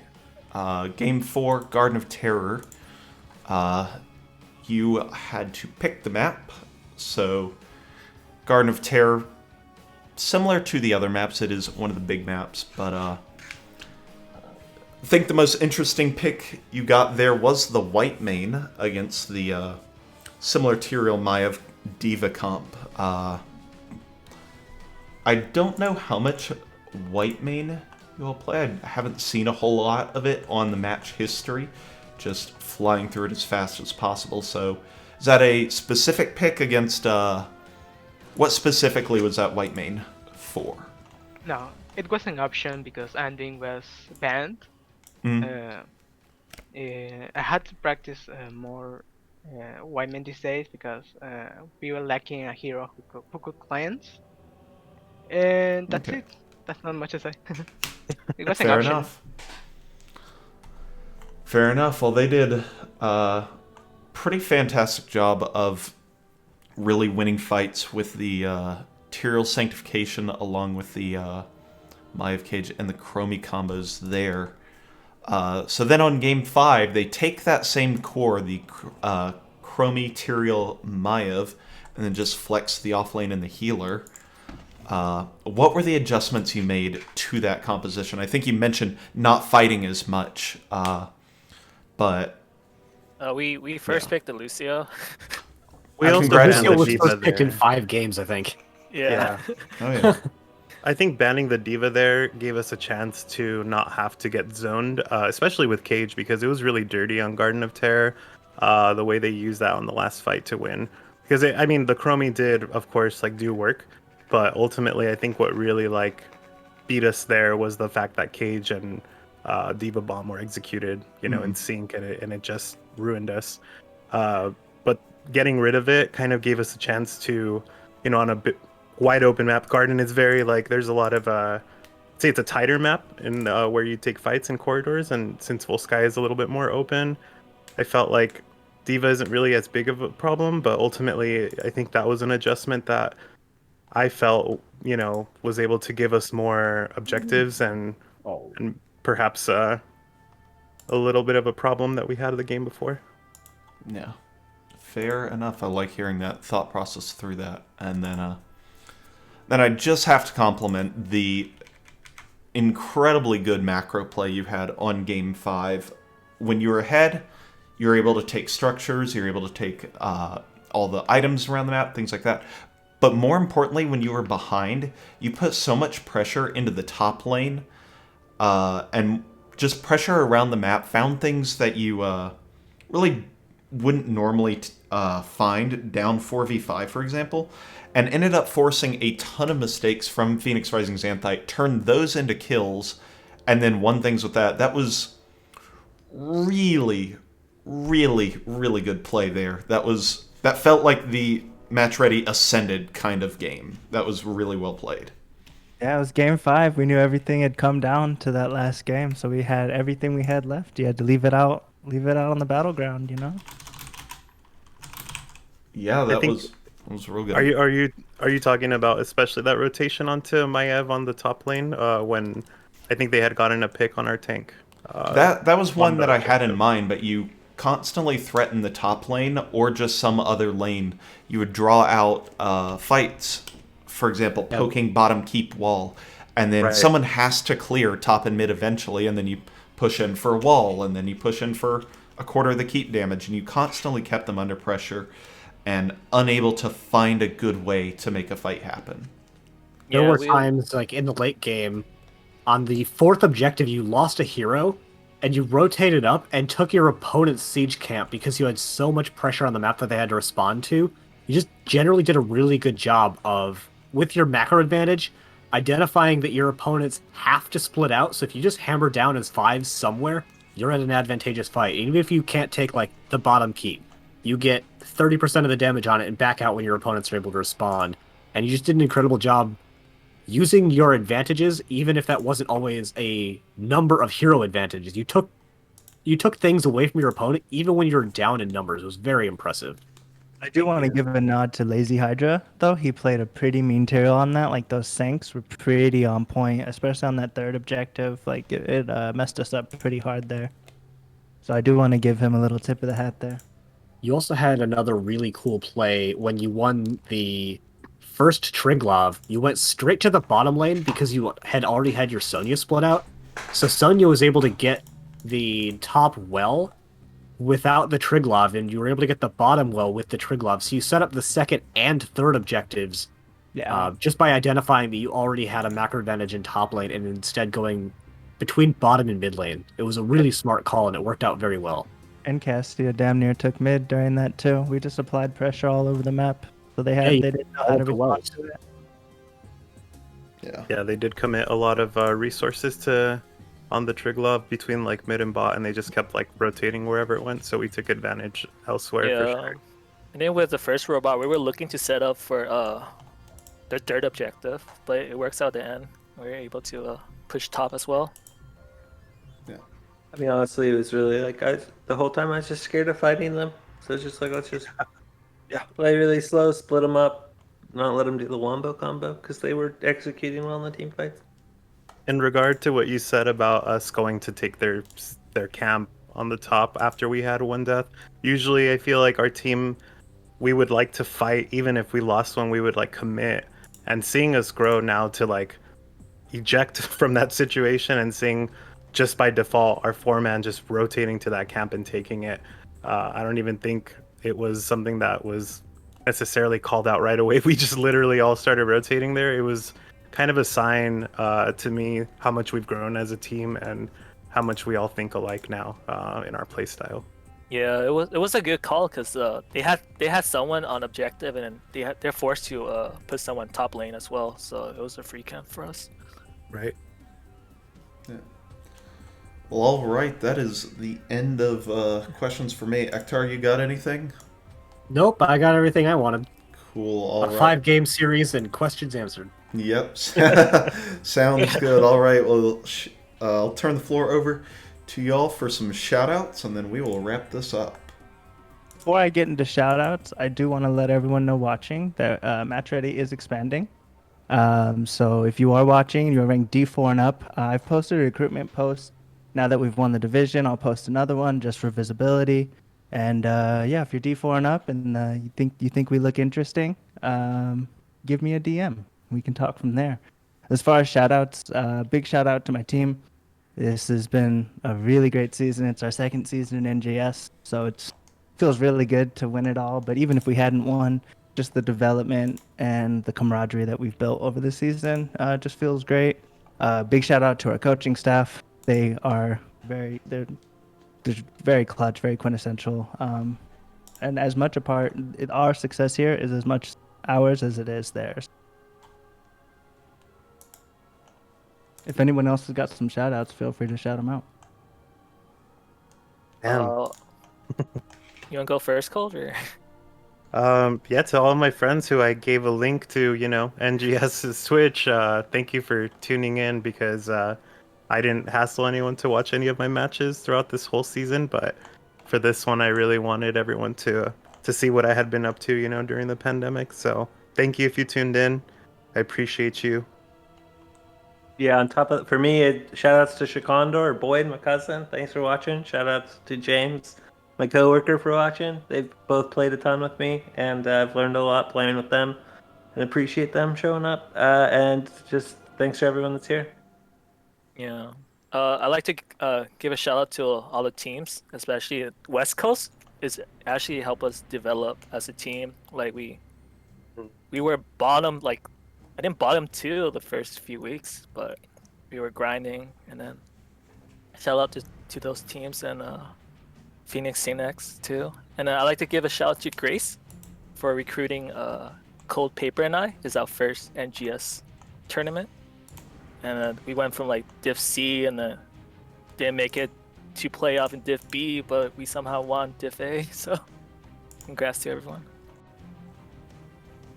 For sure. All right. Well, again, congrats. Again, go enjoy your big victory. And hope to see you. Well, judging by the recruitment post, we will see you around next season. Definitely, we're not going anywhere. All right, sounds good. Except possibly to Nexus Division. Uh-oh. Hey, we scrimmed a lot of the Nexus Division teams, so the teams that we scrimmed, we're coming for you, big boys. Uh-oh. That's what I like to hear. All right, congratulations, and we'll catch up with you later. Alrighty. Thanks for casting. Thank you for the problems. cast, boys. Thanks for a lot. It was a thanks pleasure. for a very fun series. All right. Alrighty.